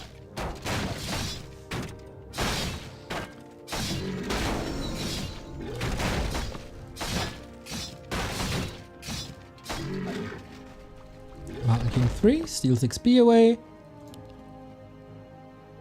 Oh, the Lich inventory though.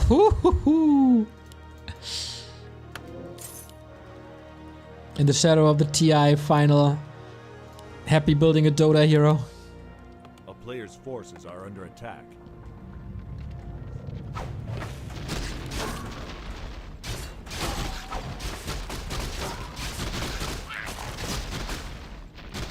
Dude, Happy is still not attacking.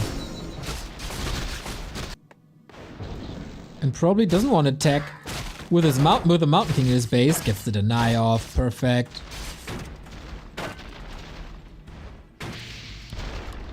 And not too much damage done, but time stalled. Lich is level 3.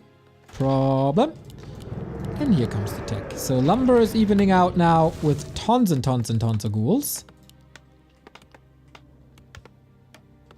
But Expo's running. Tech is running. This looks very much playable.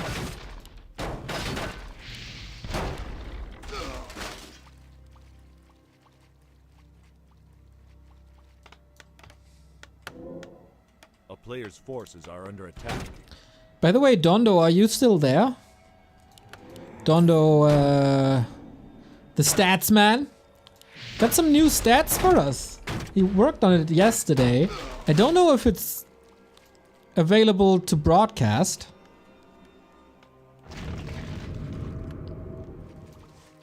Or if it's just secret.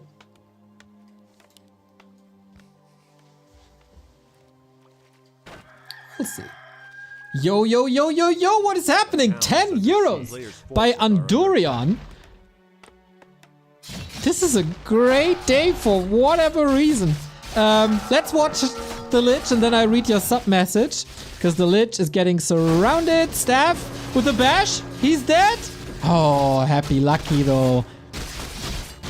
And now the ghouls are ravaging the main. Needs to rebuild peasants at the expansion. Another Stormbolt. No follow-up. Ah, splits here. A little bit like too many footmen on one target, I guess, but... Alright, the harasses go back and forth, ghouls falling, and now Anduriel with the 10 euros. Thanks for your work. Usually I watch replays of Back to Warcraft on YouTube. Now you're streaming there as well. You switch from Twitch completely or just in specific circumstances? See you at Raraland. Yo, Andurion, thank you very much. last week was TwitchCon, which is, you know, like BlizzCon for Twitch. Like they reveal their big changes and new features, etc. And they allowed everyone to multi-stream to different platforms with certain rules, but these rules are kind of easy to do. So we're allowed to broadcast on YouTube whenever we want.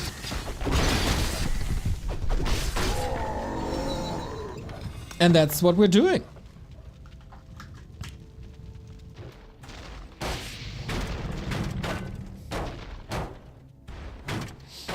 $5 super chat by Daniel.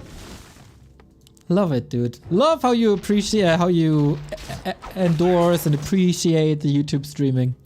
Really, really, really cool. I wanted to do this for a long time. And now we're there. Thank you all. It's awesome to see. Could also stream on TikTok. Yep. That's the plan, but it's kind of tricky because Warcraft 3 doesn't really work with a 9:16 ratio, I think.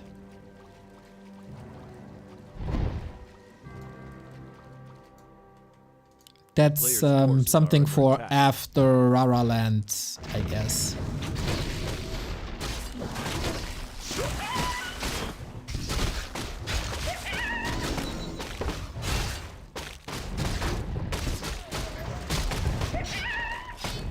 Lumber problems on 40's side, triple workshop investment and castle and attack upgrade though. Oh, Mountain King surrounded. Ay, ay, ay, ay, ay. And while we see the Mountain King almost dying, we got 5 gifted subs by Ra and Todd. Not the 5 gifted, but the resub. Good evening, apes. Your king is here.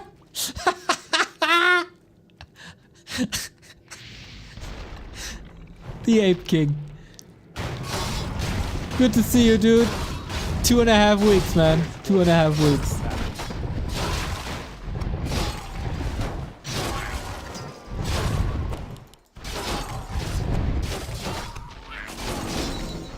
So, how is this game looking? Griffin Aviary again. Very fortified Fortitude base. Never too many towers, right? As Happy is also not going for the Destroyer bust. It's really not necessary.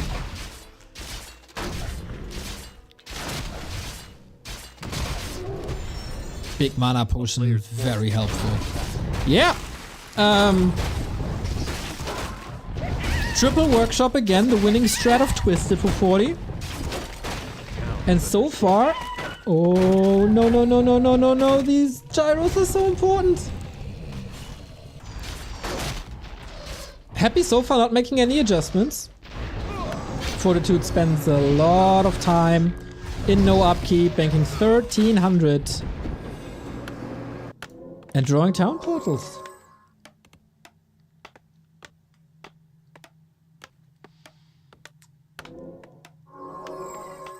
Looking forward to Rara. I'm gonna bring my girlfriend who has no idea about Warcraft. I tried to explain it to her, but it's too much.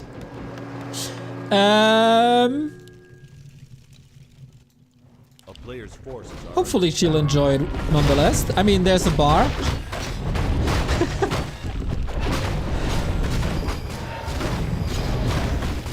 And it's the center city, so otherwise she can explore Dortmund.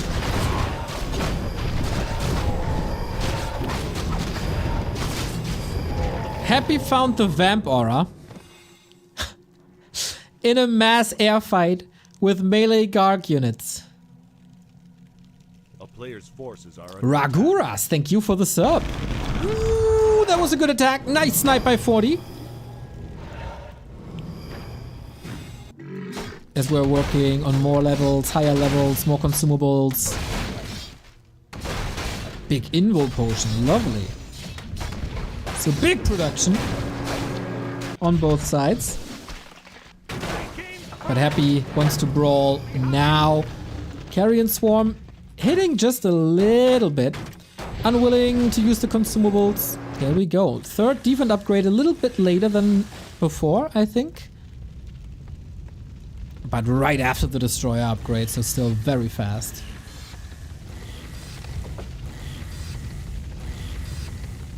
Vamp Aura doesn't work against gyros.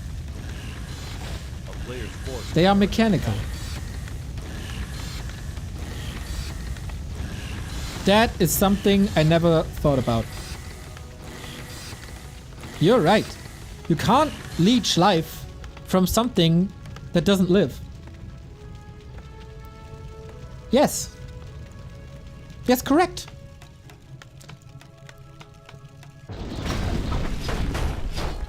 Wait, what?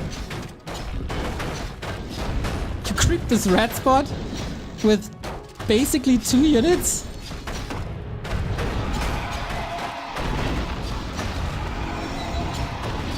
The pilot though? Yeah, it's hard to reach, I guess, in the heat of the moment. Gyro bombs. Oh, this took a long time. Very important. No, the bash! Oh, the sleep! Oh, the steal! Oh, happy with the perfect timing. Captain America helmet. Sick. Thief in the night. What an engagement. What a bad luck, let's be honest.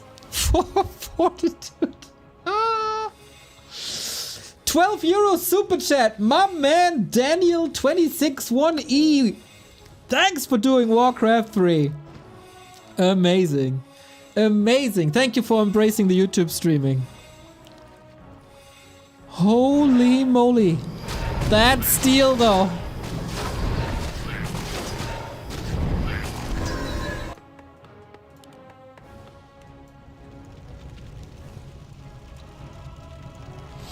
He misclicked his staff and saved full HP unit but lost the shredder to creep. Ah, okay. Didn't see that. Yo, Happy's attacking now. Big supply lead. Spamming away the spells. Anti-airs on the other side as it was dealing with the third base. And that looks very, very, very problematic now.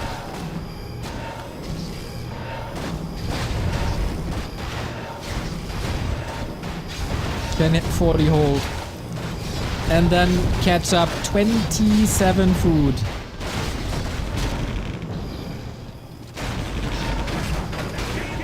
Ay, ay, ay, ay, ay, the carrion swarms.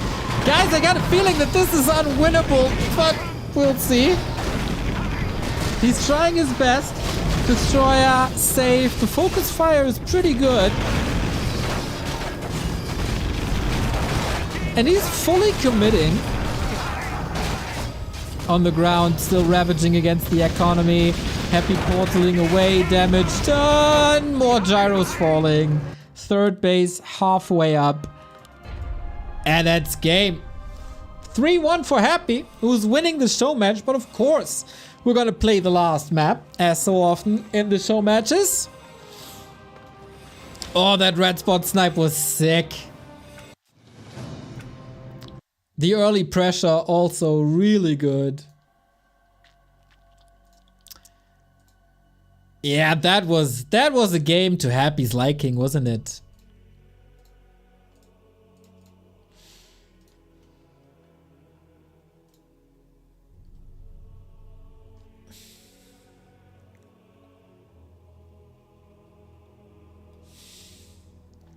Ah, nice to see. That was a hell of a lot of support for one map. You guys are great today. And this wasn't even on the plan. Wasn't even on the broadcast list, this game.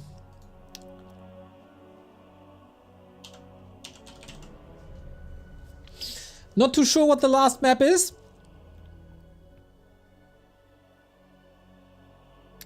You should wear a green shirt and have a floating head for Halloween. Is Halloween today or tomorrow?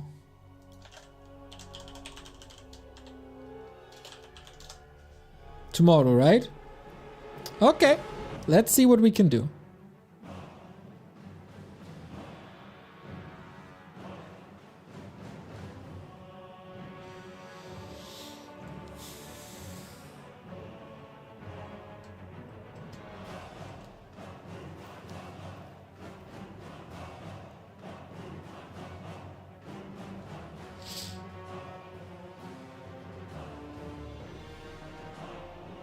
Map size plays a huge factor in this matchup. I agree.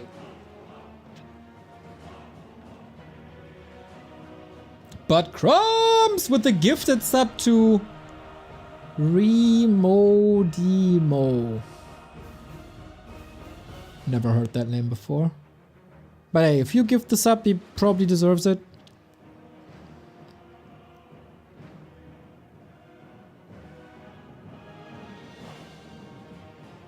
There was a little controversy yesterday when Remo was casting.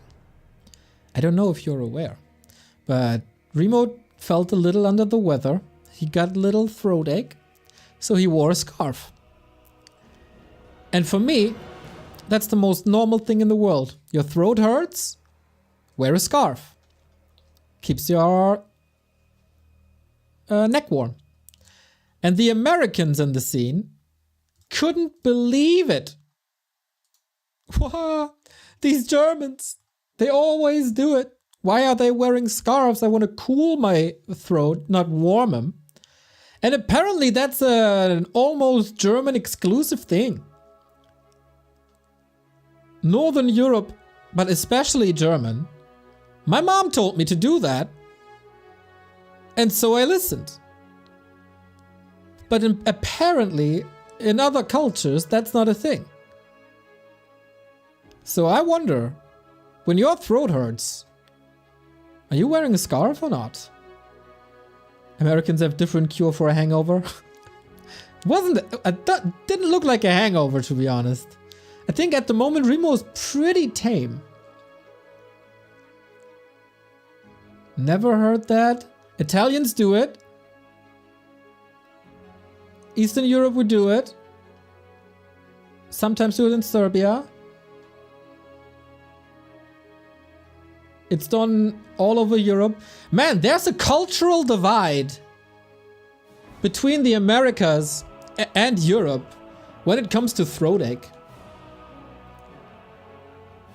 Thank you for the amazing show and the good vibes. That's what you know me for, don't you?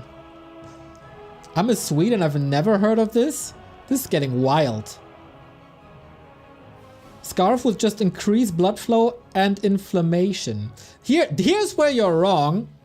Cause I googled it. And wait, so I get the wording right. Should you wear a scarf against throat ache? Wait, what did I Google? Oh yeah. No, that's not the answer. So the theory was that it helps the immune system to get the cells, the healing cells, to where they need to be. Sorry, I screw up the wording, but that's what was written on Google yesterday when I looked it up. It's common knowledge.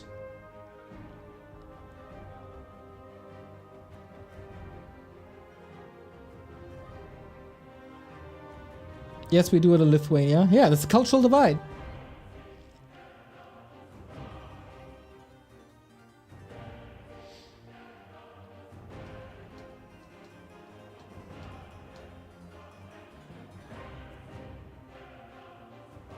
Yeah, somewhere in the Atlantic, there's a wall between people who wear scarves when they're sick and people who don't wear scarves when they're sick. The white cells are more active in heat. There we go.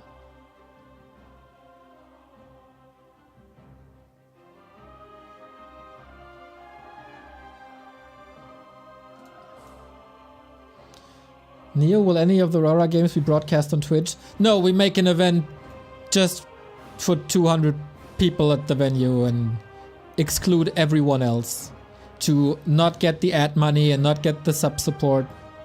That's exactly what we're doing because we're thinking so anti-capitalist. What a question. Like, don't get it. I'm a vocalist and scarf does help when you have a sore throat. It warms it up and is less painful. It's actually a common practice among singers as far as I know. Boom, there's some expertise. Now the question is, out of caustic, are you in Europe or are you in America? Because that's what we have to settle here. Are the Europeans dumb for wearing a scarf, or what is way more likely, are the Americans dumb for not doing it?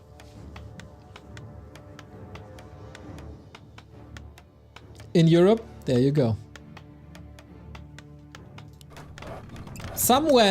When colonizing the Americas, this knowledge was lost.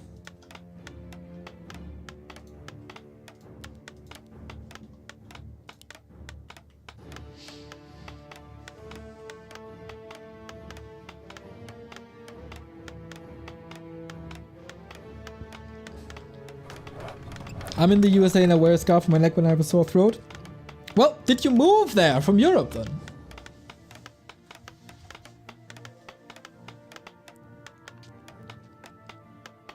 I'm a scarf maker and I can confirm scarf good. Send me one. I might advertise your company. Yo, more support here. Daniel with another $2 super chat. Let's see the Blood Mage 40. This guy's mana. F this guy's mana. Apologies. Yeah, there we go. Also, TNX3 with the 10-month resub. Waiting for Budcrom gives the sub to Remo's Craft. Scarf. Remo Scarf. My company being me knitting in my living room while watching Back to Warcraft. This is how I got my latest pair of socks. I talked about this, right? How happy I was that a package arrived from a person whose name I didn't know. And self-knit socks were in there because I never get gifted socks. That was freaking awesome. I got gifted a scarf once. Shout out to my friend Tamara. But yeah, that was awesome.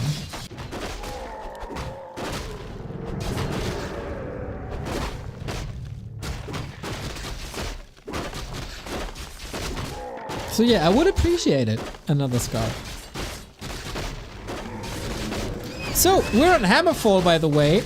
What a fitting name to play a Mountain King on.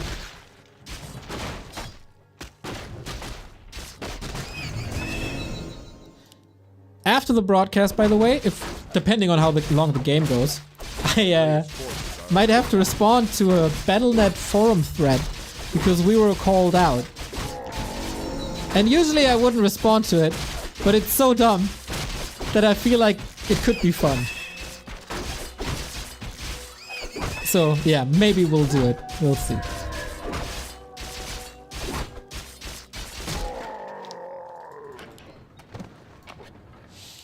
So Mountain King so far uncontested, but Happy is once again expanding, and just like Tidehunters.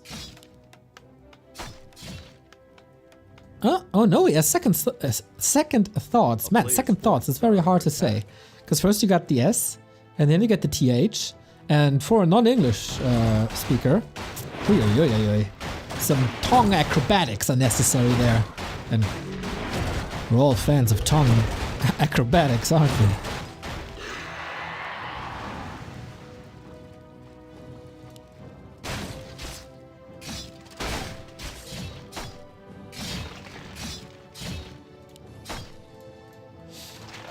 Bashy bash bash.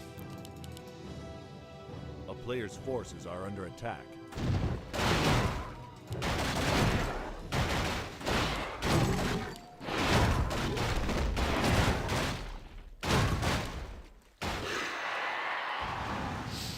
We call those tongue twisters. Example.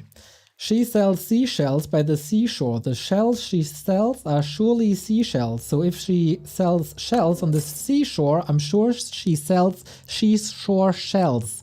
Ah! Almost. Almost.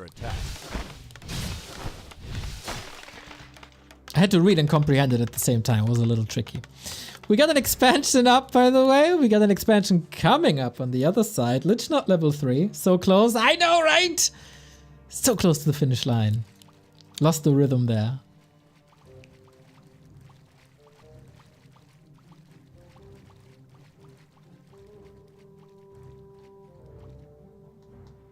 A player's forces are under attack.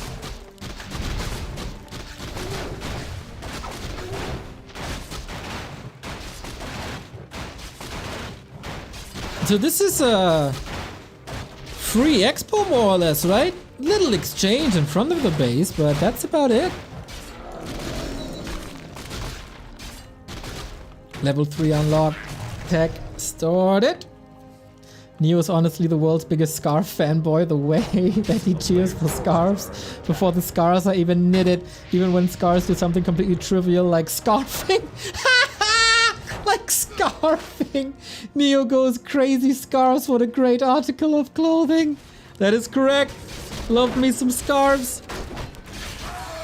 Scarfing. I love it.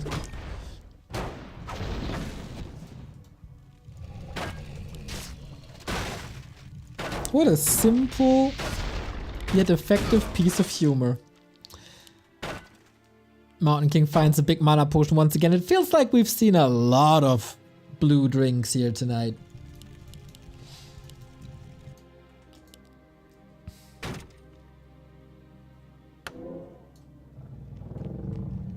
A player's forces are under So, attack. tech advantage for 40. Mountain King didn't get the staff. Trying to bait us around here. Woodlag 22, thank you for the sub. Are you a pirate? Say arr if you are. Oh, Mountain King uses the big potion prior to the town portal. That feels like a waste.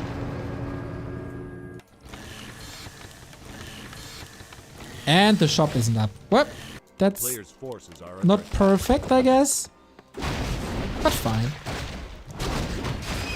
Kazoom! 20 Schweizer Franken for the super chat.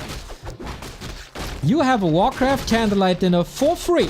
Which unit or hero would you choose as your companion? Love your content, dude. Thank you. Thank you so much. Well, the obvious answer is my good friend Asgalore the Pit Lord. I think the name says it all. But when in public, I think the Dark Ranger would be great. Just for the silence alone. You feel annoyed by the other people in the restaurant? Silence. You're still not full after finishing your meal? Boom, life drain.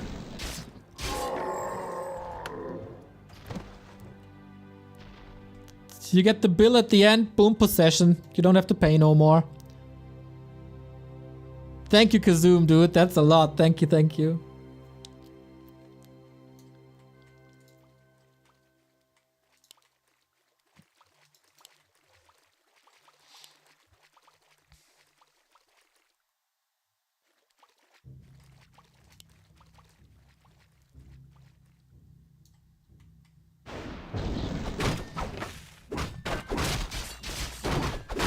The argument with Dark Ranger with silence is legit. Of course. I like it when it's calm and silent around me.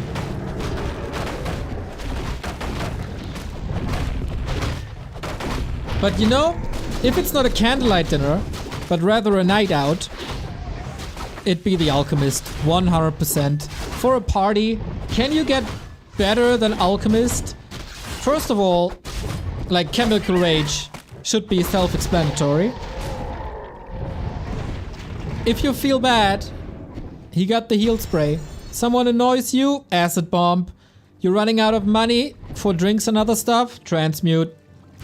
Also, it's 2 people. He can the goblin can carry you home. Obvious answer, Alchemist.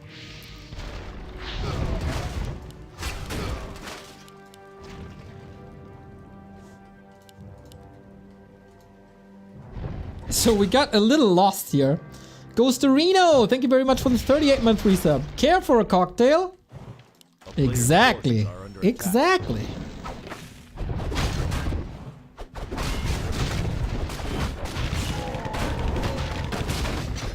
So we have arrived at the critical stage of the game. Happy fighting with only one armor upgrade against one attack upgrade. So far that looks okay.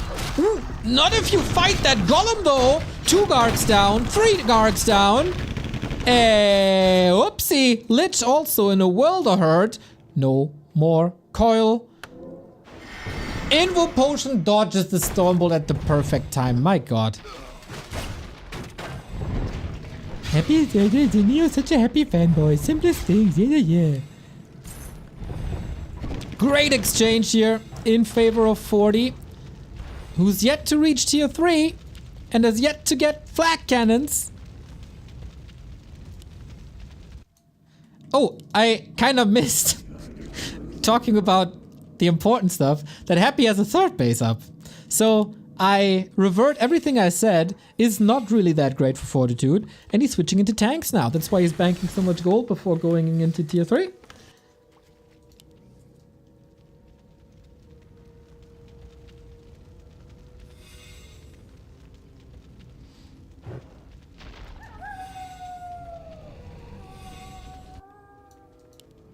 A player's forces are under attack. And the tank games begin again. Isn't it wonderful? I think I say this every time. Isn't it wonderful how everybody appreciates Hammerfall?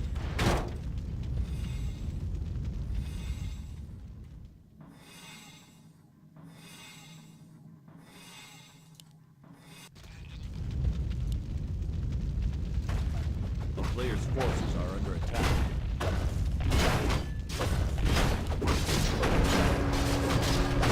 Hammerfall is a great band.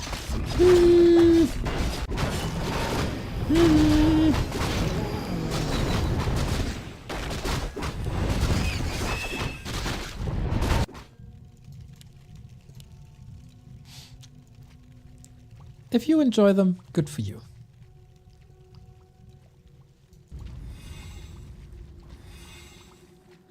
Wow, bombs and flak cannons at the same time. Truly the lame game, right?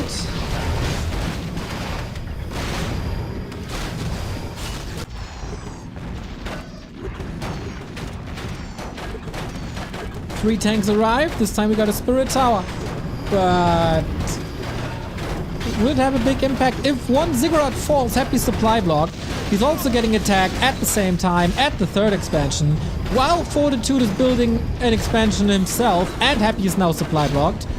That was a sick attack. Happy supply blocked for a long time. Down to 2 bases. That was a shift in momentum. Holy moly. Players' forces are under attack. And that was only, quote unquote, 2 attack upgrades. There wasn't even a defend upgrade. Town is under siege.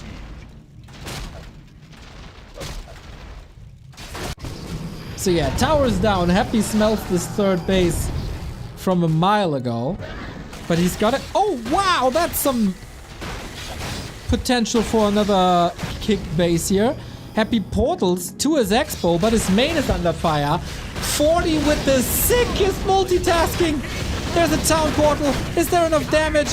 The shredder goes to town. Literally. There we go. Happy down to 1 base from 3 in the blink of an eye. Fortitude with quite some losses here, obviously, but he's still on 2 bases. He's still mining. Getting some kills here is the shredder. Love it. Impressive, dude.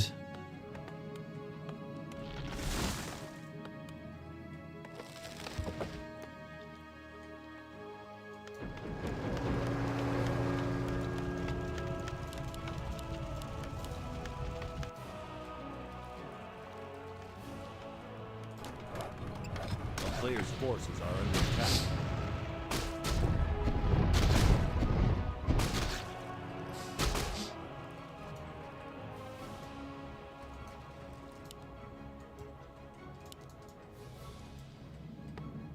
And the General is at it again.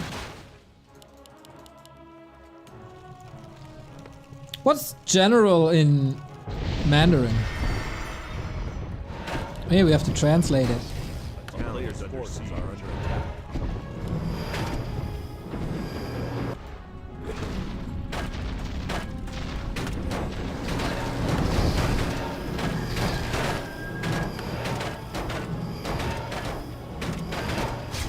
Tanks keep on tanking. I really love how humans are embracing the idea of flying machine bombs. Because it's really, if you have 20 of them, not that little damage.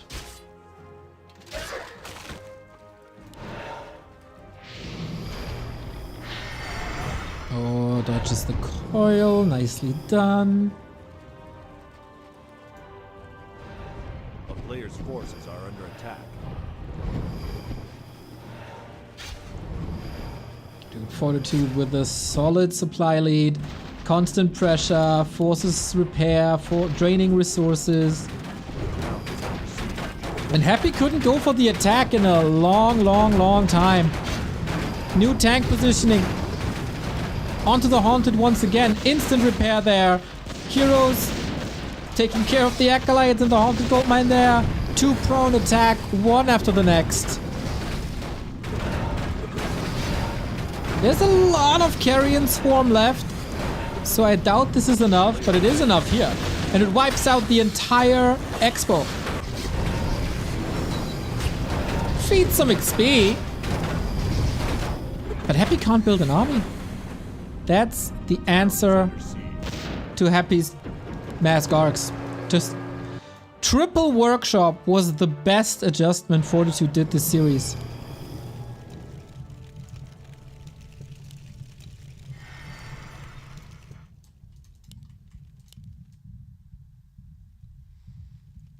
I'm really proud of the humans.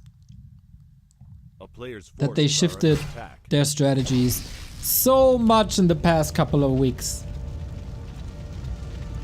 From years and years and years of playing Archmage first, getting demolished. Finally they've come to the senses.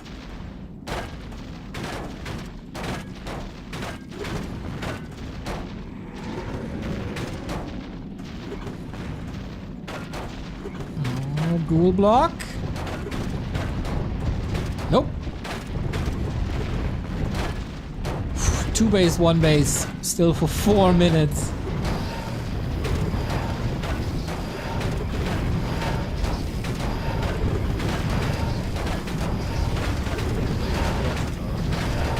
Lich is level 5, alright, but as long as you make sure that there's no base here or here, and you might even be able to expand here. 3 upgrades. Also economically, macro-wise, a good game for 40.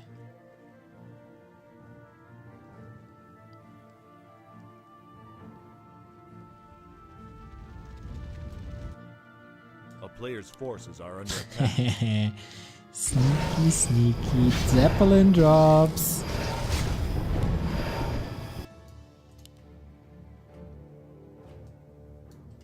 Happy is scouting for another base, but not there yet.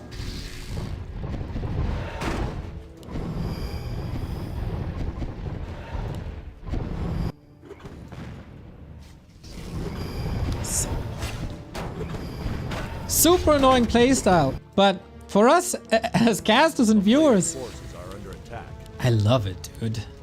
I would never want to play against it. But it's so strategic. When do you transition? What units do you build? When do you attack? Where do you attack? How do you attack? I love it. It is so much better than these damn timing attacks that we've seen against Night Elf for years. It is a bit toxic! I definitely understand that. If you're of the opinion. But yeah, it's like, it gets you the W. And in this case, that's $200 each map.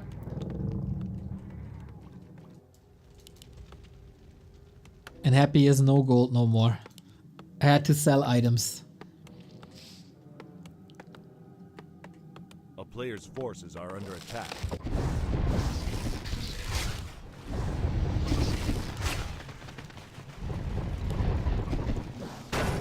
Don't hate the player, hate the game. I could never hate Warcraft 3.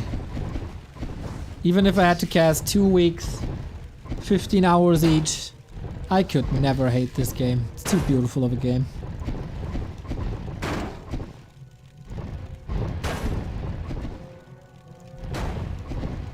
I can hate the players though. Easy.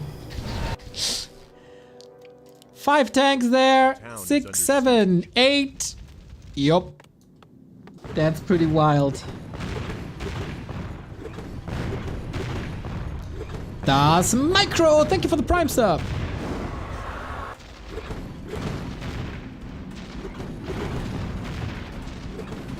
What of those 15 hours would be Bear Mirror?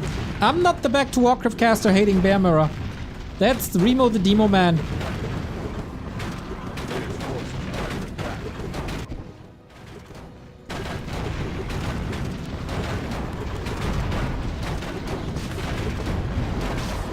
And this might be the end for this show match.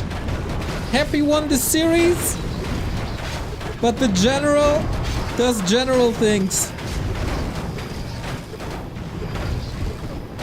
There shouldn't be a way to get out of here.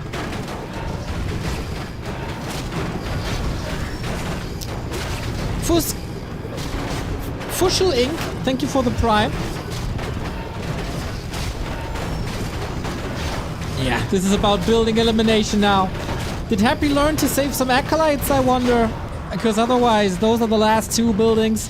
And 4, 5 tanks still remaining. Oh, 3 buildings, sorry. I don't think so. 6 gold, can't build anything. The Panzers! They do it! GG! Happy was defeated, but only on 2 maps out of 3. That attack in the early late game, dude. 2 attacks at the same time while building towers at your expansion to bait Happy afterwards to move out. That was strategic genius, man. Absolutely overwhelmed was Happy, and that is not easy at all. And Hammerfall again providing a great game. These expansion positions are top freaking notch. That was a fun afternoon.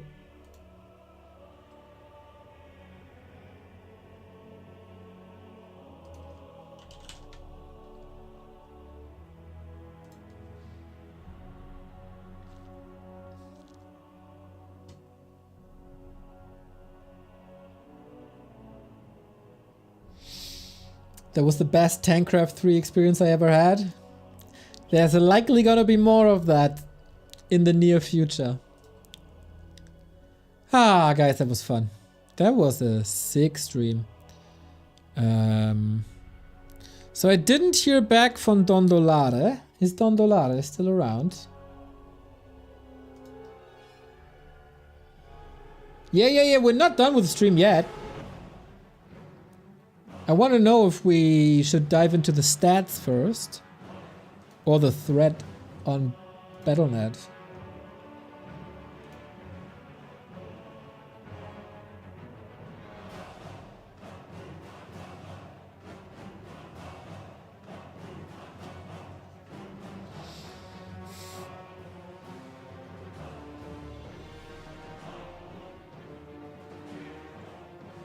Yeah, before releasing the stats, I want to have approval by Don Dolare.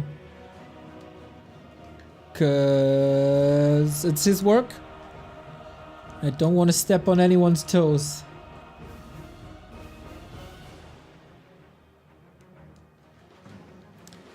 Feels like Dondo is not here. So we don't get his approval.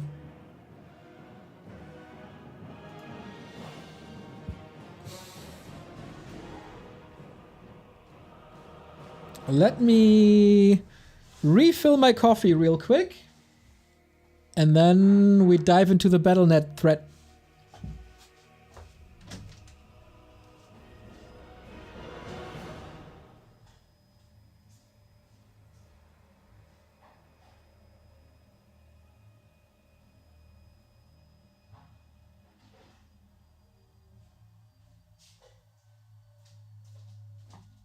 Shit.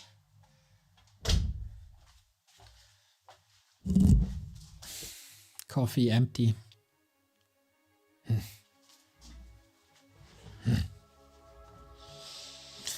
angers me a little bit.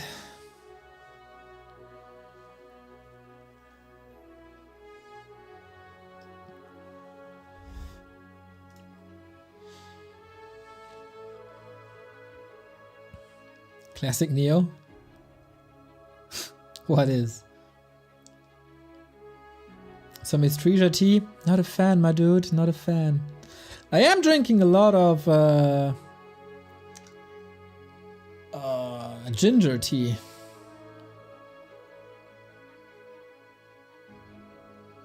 You have 0 coffee? I do have coffee left at home, but then I gotta grind the beans and yada yada. And also it's like 6 p.m. I don't want another full can. I just thought like maybe half a mug, but no.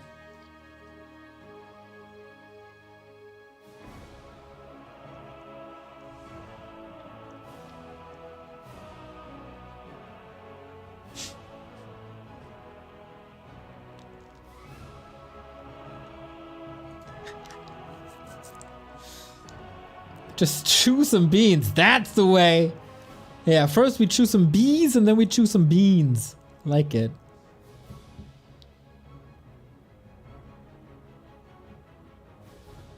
So, let me find the thread.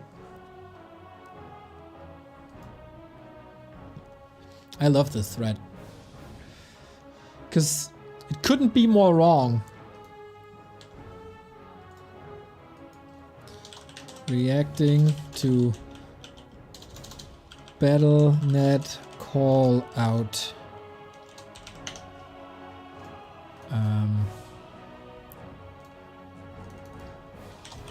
Do we ruin the game?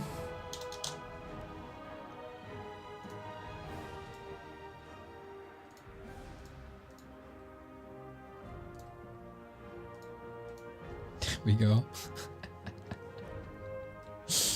Oh, this is gonna be fun.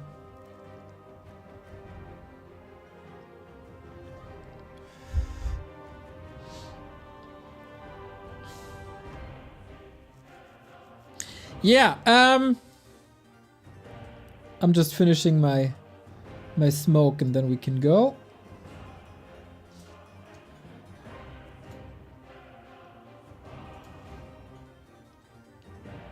So maybe to premise this, it is a wildly spreading assumption that we are in command of balance, that we have anything to do with it, that we are the ones editing the Excel sheets, that you need to change the balance. Well, obviously that's a lie. Then the next step of the argument is, well, you use your influence, or you influence Blizzard to change it according to your feedback videos. Well, first of all, I do feel that we have a responsibility to react to proposed changes when they are on a PTR, because that's what the PTRs are there for the changes to be discussed. And I feel like, even though I'm not the best player and Remo isn't the best player, we watch a lot of games and we observe the game a lot. And then the argument is, well, a 1300 MMR player shouldn't do any balance assumptions. Only the pro players should do balance suggestions. Guys, look at Happy. Happy wanted to have invulnerable acolytes. Is that not enough of an argument to say that pro players shouldn't do balance suggestions? There have been some wild things that were proposed by really good players. So, where is the truth? I think everyone that is invested into the game should give feedback. Whether that is a 2,800 MMR happy or someone who watches all the games on Flow TV or someone who watches all the tournaments. If you take all these feedbacks, put them in a pot, make a stew, something good will come out of it. Because if you analyze that feedback and you see 9 out of 10 posts say, as an example, Ghoul Frenzy is too strong, then that is the way to go to nerf Ghoul Frenzy in whatever way. If one person says Acolyte should be invulnerable and 9 people say, no, let's not do that, then maybe don't do that.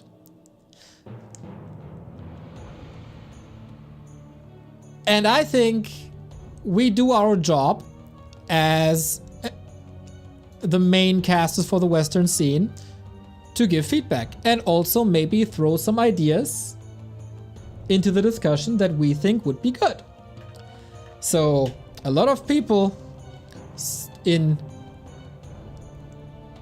some communities blame us for the balance of human and things that were changed in the game in the past 6 years. So, the Battle.net thread that had me howling comes from Bosco. Back to Warcraft casters have bad influence over Warcraft 3 Reforged. Let's read it and see how we can react. Blizzard Warcraft 3 balance team is doing a great job of balancing the game, introducing new meta strategies, new viable heroes, and on. Thanks to balance team, game is in terms of balance and new strategies at the best state it ever was. Back to Warcraft casters have mostly very bad influence of development of Warcraft 3R. Back to Warcraft people are mostly trapped in the mindset of meta, how game work, not how game should work. So, what is this? Either we have influence on the game, and that led to the game in terms of balance and strategies is the best state it ever was, or we don't have influence and it's all to the balance team. What is it? Are we responsible for the influence or are we not responsible for the influence? And if we're responsible, isn't that great? Because in terms of balance and new strategies, it's the best state it ever was. What is it? Make up your mind. They take most of the time to conservative approach to the game development and not prone to some key changes that game may need to reach new levels of fun and game design. Well, well, well. A conservative approach. Let me tell you what I think is a conservative approach. There are people in this community who see the Chinese pirate server that is out there for a couple of weeks that is playing on 1.27. They do this not because they think it's the better game. They do this because it is hackable and piratable and easy to do. That is conservative. And then there's people that are saying that is the right thing. We should revert all the balance changes of the past 7 years and play the meta of 1.27 that was 1 first hero, 1 second hero, 1 third hero, 1 army composition in every matchup, and it comes just down to execution. That was 1.27. And everything else is just misremembering and nostalgia that is not good. 1.26, 1.27 horrible, one-dimensional meta. And apparently, and this is also my take, at the moment, we have a great game in terms of balance and new strategies, and it's in the best state it ever was. You can open Mountain King now. You can add Paladin second.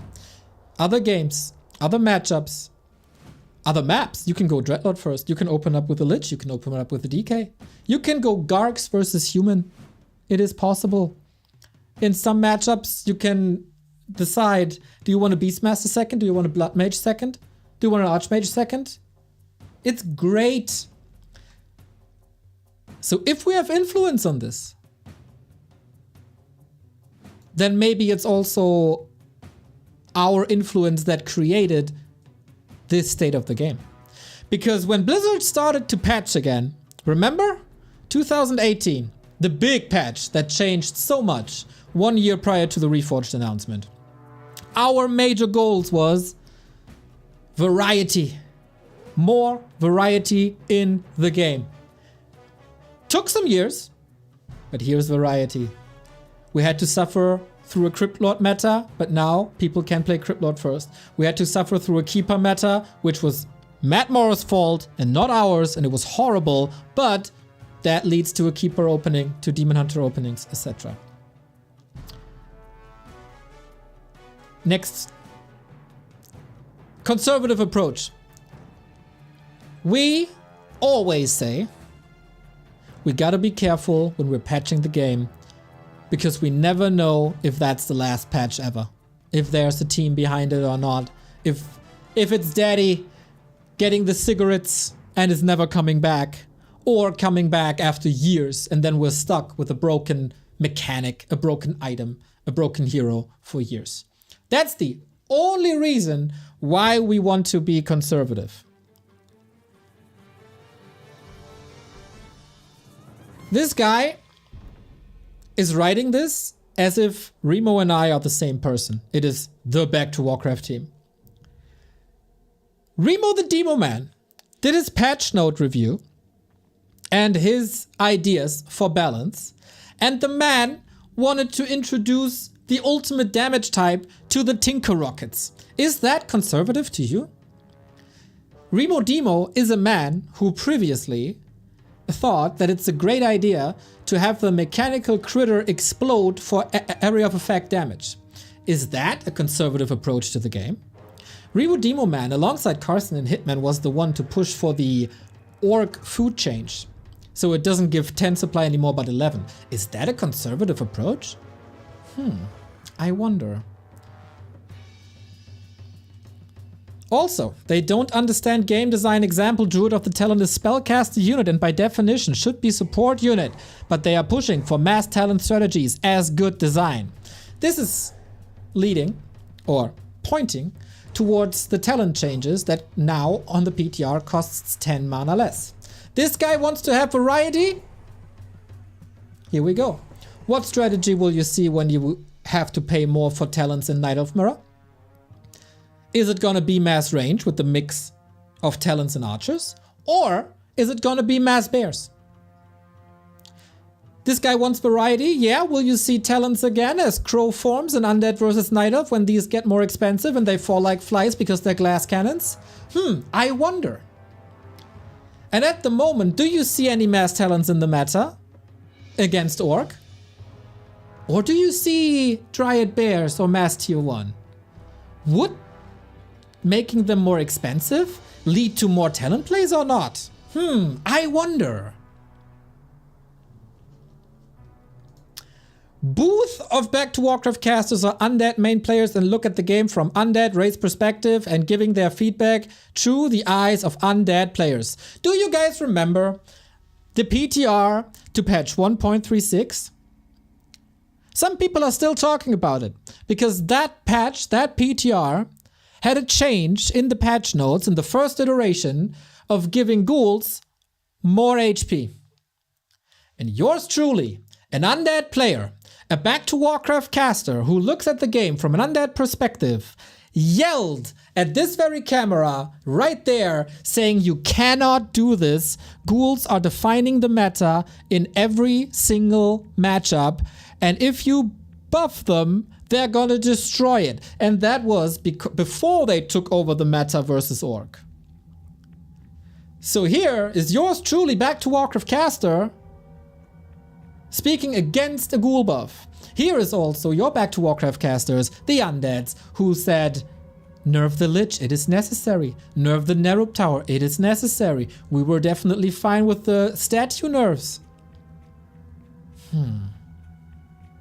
Is it maybe that as a broadcasting channel, we are more interested in a diverse pro scene with all races represented at the highest level so that there's more varieties and more viewers?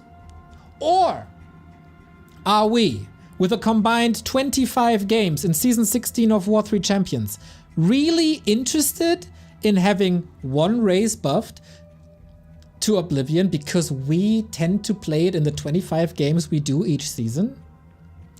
Because we love to see Happy dominate because it's so good for the scene? Because people tune in masses when it's an undead mirror final? That in current meta is Mass Destroyers, which is the single most boring matchup there is and stupid? Is that what we want? Or do we want human versus undead, tier 3, mass bases, high level heroes, Gyros versus Destroyer fights? Do we want Orc versus undead maybe? With Bad Riders exploding left and right with critical strikes up to 300? Is that what we want? Do we want to see human versus Night Elf also on tier 3 with mass AoE craziness? Is that what we want maybe? Because it is more entertaining for the viewers and more people can cheer for their star players of their race. Maybe it is in our interest to, in a perfect world, have 4 races in the top 4 of a tournament and they battle it out between... I wonder what it is, Bosco. I wonder what it is. As an Orc player, I was okay with Blade Master nerf because I know that Undead was underpowered versus Orc players and that was okay. So, in that specific matchup, in the last patch, Headhunters were nerfed. And we said, don't do that. And they did it anyway. And Ghouls took over and they destroyed the matchup. Undead vs Orc, in my opinion. So here we are, PTR 1.36.1, Headhunters getting buffed, and we're all for it. Even though we Undeads suffer from it. Because maybe, why is that? It leads to more exciting games. It leads to bigger variety. That is what we want, okay. But for a long time, Undead, especially Death Knight ability, offensive Death Coil is the strongest ability in the game, easy hero nuke. And nobody from B2W argue about Und being OP race. And point out clear spell that is breaking the game. We spent hours here. To be fair, it is true that we never talked about Coil. That's true. But what do you need to spam the Coil? It's mana. And what did we advocate for during the last phase of the PTR? A statue nerf, maybe? Statue gives mana, guys. Statue give mana to DK. DK can throw the coils. Now, statue better. Less coils. And we said, go! So did we maybe address a strong ability while not directly talk about the Death Coil? Did we nerf the overwhelming Lich with exactly that? With weaker Dark Ritual by siphoning mana away of the undead so they have fewer spells to work with? Unbelievable, but we are the undead casters. That doesn't fit your narrative, does it?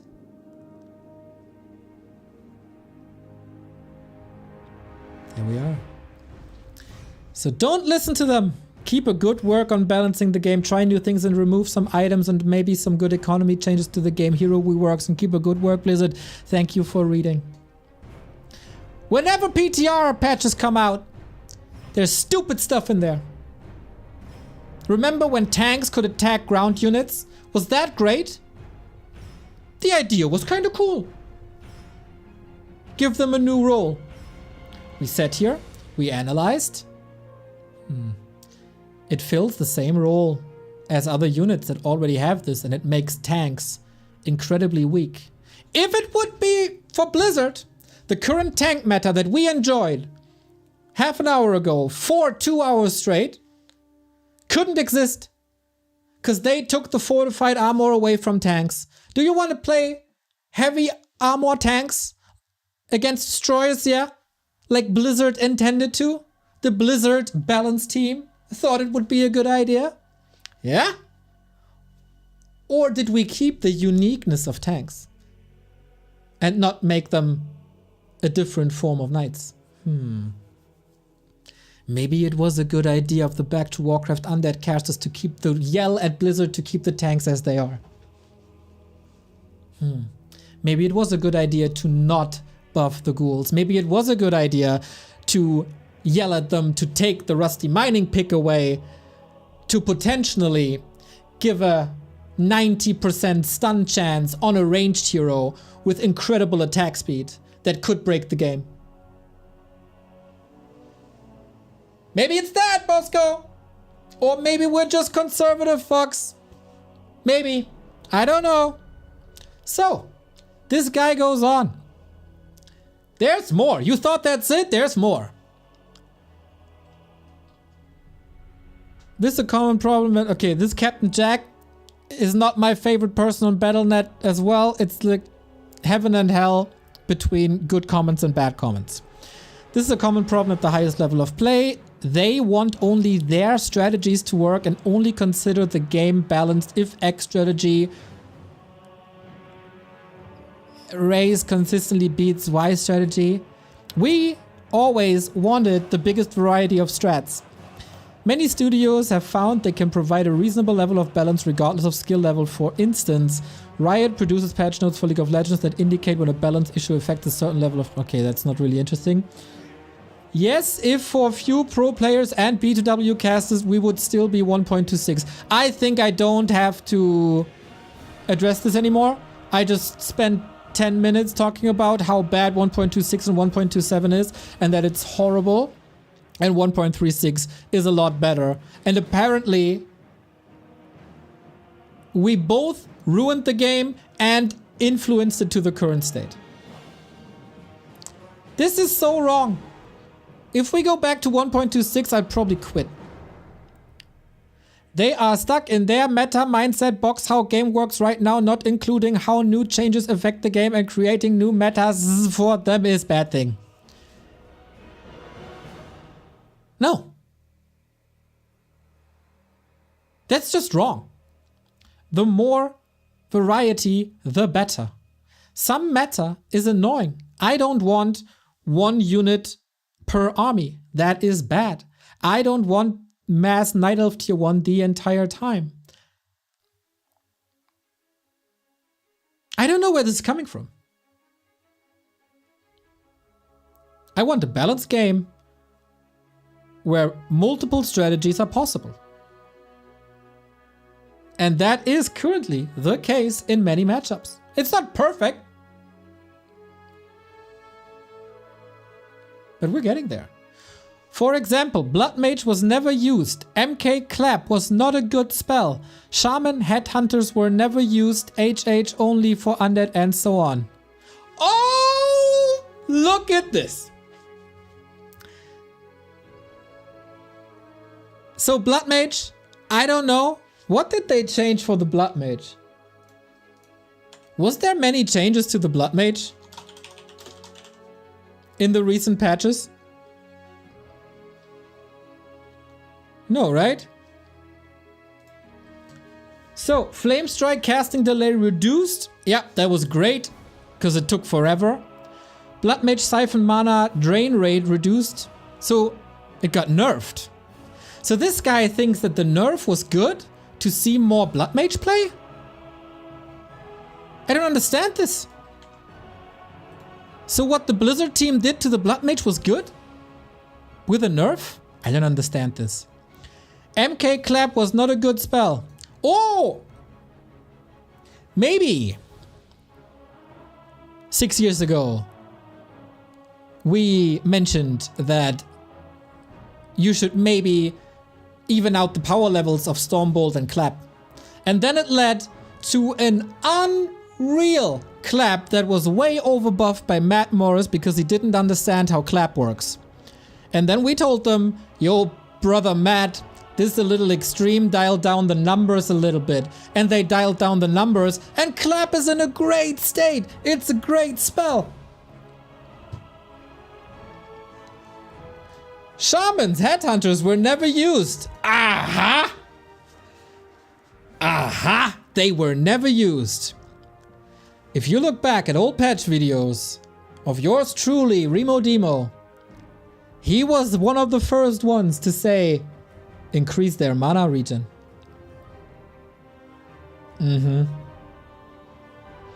Did that maybe lead to more shaman play? Was that maybe a good idea?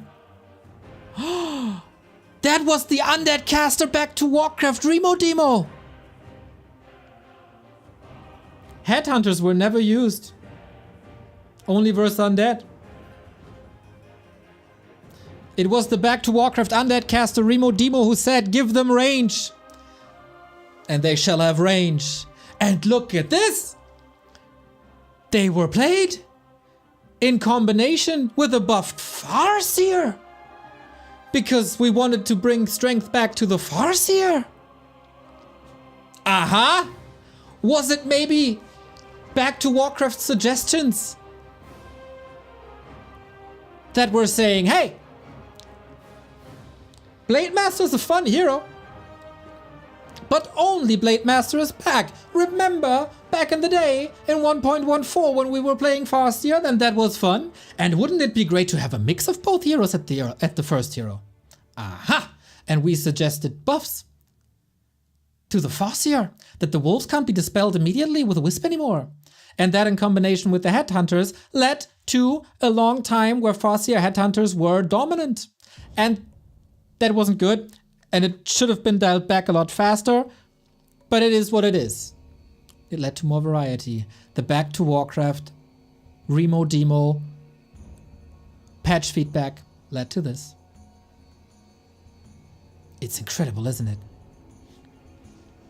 Maybe it's also the back to Warcraft undead caster Remo Demo that wants to have as many heroes viable as a first or second hero as possible. Game was changed so much and have a lot room to grow. Yeah, that's what we want. For example, game suffers as an RTS have problem of expanding in Warcraft 3 just too hard to build, too long, and too easy to cancel. And also it's to punish if your expo is cancelled. Isn't it the back to Warcraft caster undead Remo Demo who said we should buff expansions and make it easier? Wasn't it the Remo Demo guy who basically, with his own recommendations, enabled the undead expansion, called for a buff on the Great Hall, so orcs have it easier? Maybe this is what we see for years. And maybe this is what we addressed for years. And maybe it is our influence that expansions are easier now than they are in the dreaded patch 1.26. I wonder. So making expanding strategies choice more rewarding and less punishing is good for Warcraft 3 across all races. That's what it is, brother. Today we see more two-ways play. Aha! Once again. Are we influencing the game? And is that good for the game? Or are we not influencing the game and it is not our fault? But then the threat is useless because we don't have influence on the game. Bosco, what is it, dude? What is it? Be clear, make up your mind. What is it? As for game design, messing one unit type is bad. Correct. That sometimes happens. And it's not good. But here he's right. Oppressive units like siege engines should be reworked in Warcraft 3 because they produce bad gameplay. To play and to watch. I had a lot of fun seeing the tanks. I wouldn't have had a lot of fun seeing the tank idea. I do understand the tanks are quite toxic. And if you dial back to our patch notes videos, where we discussed the tank changes, we said we're all up for a tank change. Because mass tank play is a bit toxic and it's not great to play against. But we also said, this is not what you want. Take the tank, go back to the drawing board, and if you come up with a better idea, propose it to us, because heavy armor unit attacking tanks are bad.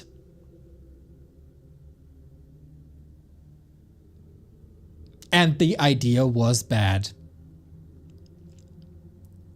And they didn't come up with another idea just yet. Also, if you have had a lot of fun in Undead versus Human recently, by seeing Sock and Fortitude and everyone else tank the hell out of Happy, give me a hell yeah. I'm pretty sure we're gonna see a lot of hell yeah. Real quick.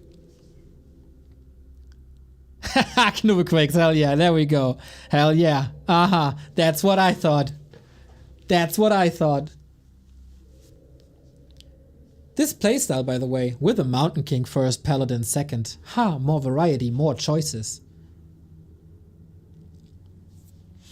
The best Warcraft 3 matchup example is Human versus Night Elf, where you see combined armed forces, a lot of hero and unit diversity, 1 base, 2 base, play on. This is the most imbalanced matchup in the game right now. And it needs to be addressed. In general, he's right. That can be a great matchup. But at the moment, it is a little broken due to the Demon Hunter and should be addressed. But in general, I agree that the potential for Human versus Night Elf is one of the best. And you do see a lot of unit variety. But is there a matchup where you don't have that right now? Because Undead versus Orc. You can go Farseer, you can go Blade Master. You can switch up the second heroes between Shadowhunter and TC. You can soon, hopefully, again, go with Headhunters. We've seen Lyn with 3 production buildings going Raider Walker. Then Kodo, then Batrider and Wyvern. He's basically playing every single unit there is. We see a lot more Gargoyle openings for the Undead. We saw a lot of Banshees. We even see a mixed in Necro every now and then. Even Orc vs. Night Elf, which he thinks is mass talents, has quite some variety. You can go Raider Walker. You can go with Shaman. The Night Elves can go Mass Dryads, can go Dryad Bears, can go Mass Tier 1, can go Demon Hunter, can go Keeper first. There is a lot of diversity in the game because of the changes that we thumbed up, that we say are okay, or even proposed ourselves.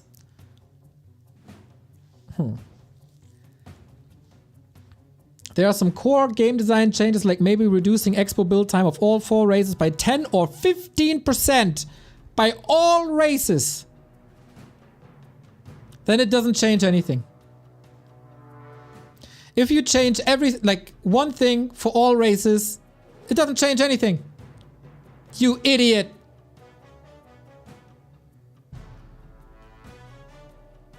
Human can fast expand. Night Elf can fast expand. Undead can definitely fast expand. For orcs, it's hard. But a tier 2 expo, definitely doable. Should all races be able to do the same thing at the same time? Hell no. That makes for a horrible, symmetrical game. But our friend Bosco doesn't unfortunately see that. Games like LoL, Dota are do great changes, reworks, game design changes that makes game all around better. Why not Warcraft 3 when it's one of the best, most unique RTS out there that have great potential? Here, I do agree. But I explained it before that every patch, we sit here and we say it could be the last patch. We don't know if Daddy's getting cigarettes again, so don't do anything drastic until we get confirmation that you're here for the long haul. And that is why we are conservative, but with, at times, but with a reason. Haha, I don't, so someone said, good old Reforged Eagly, let me play Naga on versus mode. Give me the key changes. And he says, I don't think this is a good idea. Is he conservative here? Is it conservative Bosco?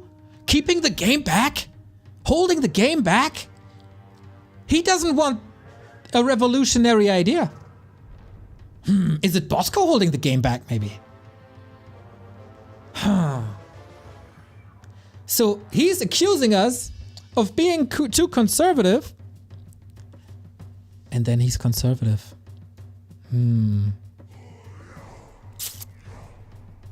Ain't that bad. Warcraft 3 has some clear problems. In terms of game design is lacking, expanding is too hard and too easy to cancel, also punishing. It's better than before, you can see 2-base play. Aha! Once again, I reiterate, who proposed the changes to Haunted Goldmine and Necropolis and Sacrificial Skull? Yours truly. Who wanted to shave up some build time of the Great Hall for Orc? Yours truly. Back to Warcraft. Who wants the humans, if you believe it or not, to get an expo up and keep it safe? Yours truly. Back to Warcraft. Do we realize that multiple bases are better than one base play? Are we saying this for years?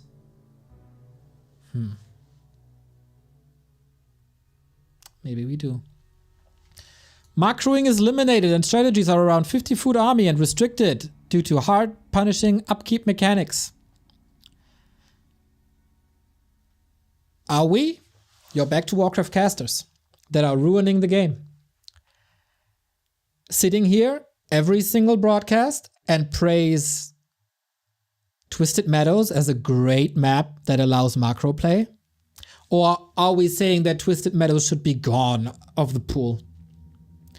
When Lost Temple was reintroduced, were we here shitting on Lost Temple for being outdated and not up to the standard? Or were we here saying how amazing Lost Temple games are?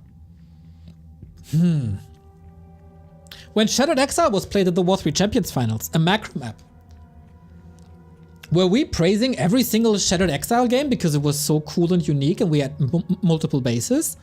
Or did we trash Shattered Exile? I wonder what it was. When Rusty Creek was introduced as an alternative to Turtle Rock with an opportunity to play more macro-based, were we, the game-ruining Undead Back to Warcraft casters, in favor of Rusty Creek and introduced it to the Arcadia World Series map pool? Or did we put it on the bench? So are we, the game-ruining Undead Back to Warcraft casters, aware that macroing is limited? And that it's supposed to change and we should have a variety? Or not? I wonder what it is. Bosco. Undead as race playing MOBA with destroyers and other race actually play RTS game rework or redesign Undead as a race. Is there maybe a race that uses one hero, puts it in a peasant line, and starts burning them? Is there a race that for ages has a hero that you pick, and then the entire strategy is revolving around a hero that can do single target damage with the slow and damage over time, that can blink, that can do an AoE attack onto your entire economy, that then at level 6 gets an ultimate that can win you the game single-handedly? Is that maybe a race that plays RTS? With a MOBA hero? Have you heard of a Warden? Have you heard of a Demon Hunter? Have you heard of the recent Mountain Kings? Have you ever seen a Blade Master destroy an entire army with a critical strike of 300? Is it maybe that every single race has great heroes and play around these strengths? Or is it undead that are doing this? My god. Massing one unit type is bad. True. But look at what he mentions. Mass Talons, Mass Dryads. That is Night Elf. Mass Headhunters. That is Orc. Is there a mention of an undead unit? So maybe the Back to Warcraft undead casters that are ruining the game advise Blizzard to change undead in a way that it's not only one unit and are preventing them from getting to that stage by yelling to not buff ghouls anymore, to take away the abilities from destroyers, to dispel anti-magic, so we don't have destroyers in every single mirror match, and that drives us crazy. Do we want a solid mix of ghoul openings and Ted Fiends openings? Yeah? Is that it? Do we realize that it's bad? Aha! As for UI, Warcraft 3 needs a clock timer. I guess. Chat, can you maybe help me out? When we started broadcasting here on Twitch with video, the first thing we introduced was player names and a score. Does anyone remember what the second thing was that we put onto an overlay?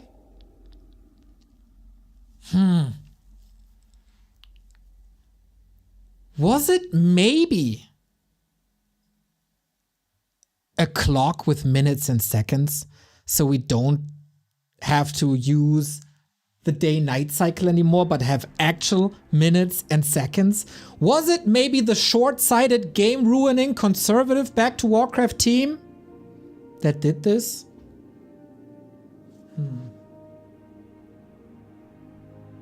Incredible.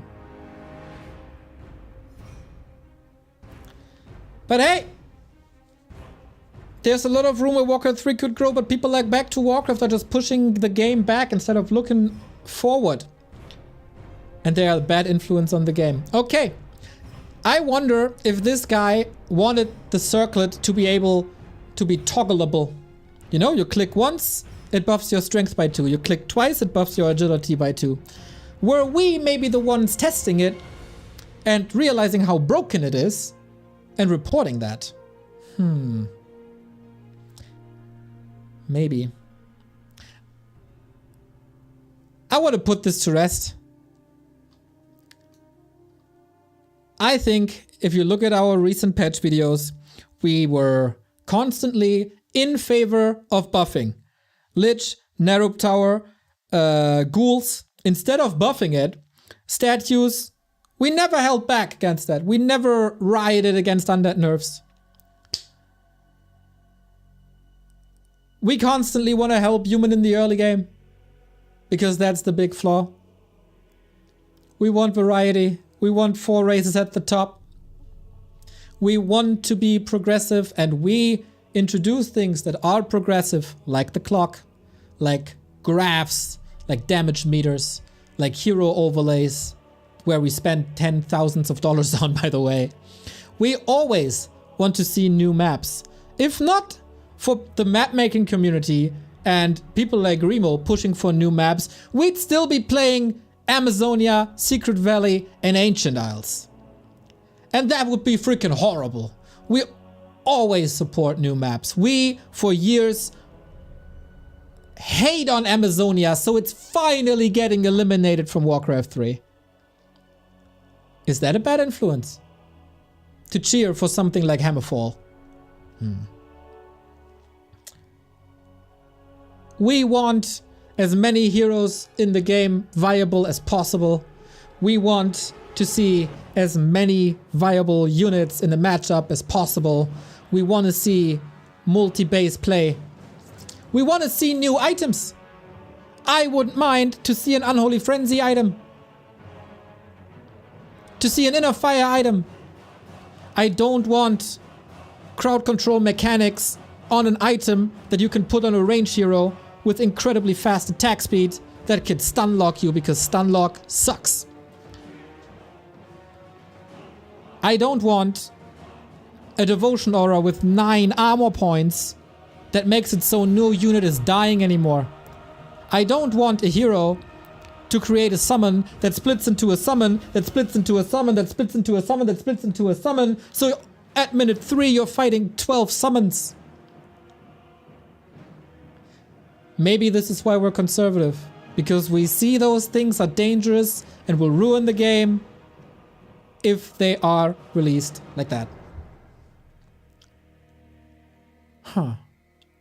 Maybe the entire post and the entire second post and the entire third post are 99% wrong and is accusing us of things that we aren't responsible for,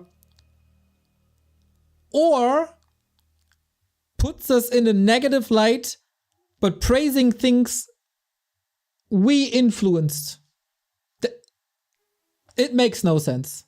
It makes no sense at all. So you can be the judge. Here's the link in the chat. And Bosco is not the only one. There is a lot of people in the community that think we are responsible for what it is and that we ruined Warcraft. So either we are responsible for great variety and great new strategies, or we ruined something. And then please let me know what we ruined. That's my rant. 50 minutes, huh? Yeah.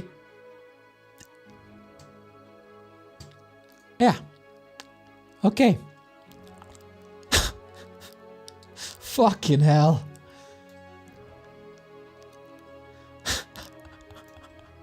I got a couple of supporters here. Thank you. Dean Sunrise, Xantor123, Black Raymond 3 euros.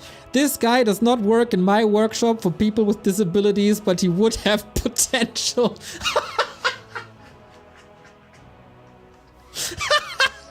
Oh my god, brutal Rochenmann burn, dude. Gipan, thank you for gifting us up to Bosco. Brink XY8, thank you for the sub. Yebe, 25-month. Planisphere with the 8-month. We all know the game is still alive due to Back to Warcraft. And 3 euros by James Lewin. For the love of God, stop, he's already dead. Yeah, I probably forgot some things that I wanted to mention when I read about this the first time. But here we go. It felt good to get this off my chest. For the most part, I ignore this stuff because it's bland and boring, but this post was just yelling for a response. Zorclub, thank you for the 2-month. By also, in general, presenting it as if Remo and I are the same person when, like, look at my balance feedback and look at his balance feedback. He says Orc is okay. I say Orc is not okay. You know, I say human is stronger than undead. He said it's totally fine. Where is it? Where is it? He wants rockets to hit magic immune units. I clearly don't. So we're not the same person.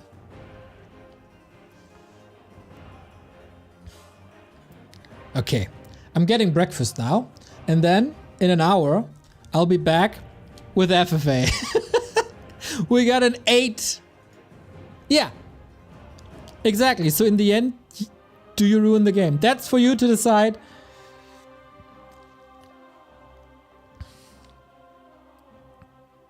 That's for you to decide. So yeah, I get breakfast at 7 p.m. We're back in an hour. 8-way FFA. Hope you enjoyed this. $5 by Daniel Sullivan again, dude. Super chat coming in. Was Coil Nova statue ever a problem? I think it was. The combination of that was. So, yeah. See you in an hour, people. Much love. Question is, who do we raid?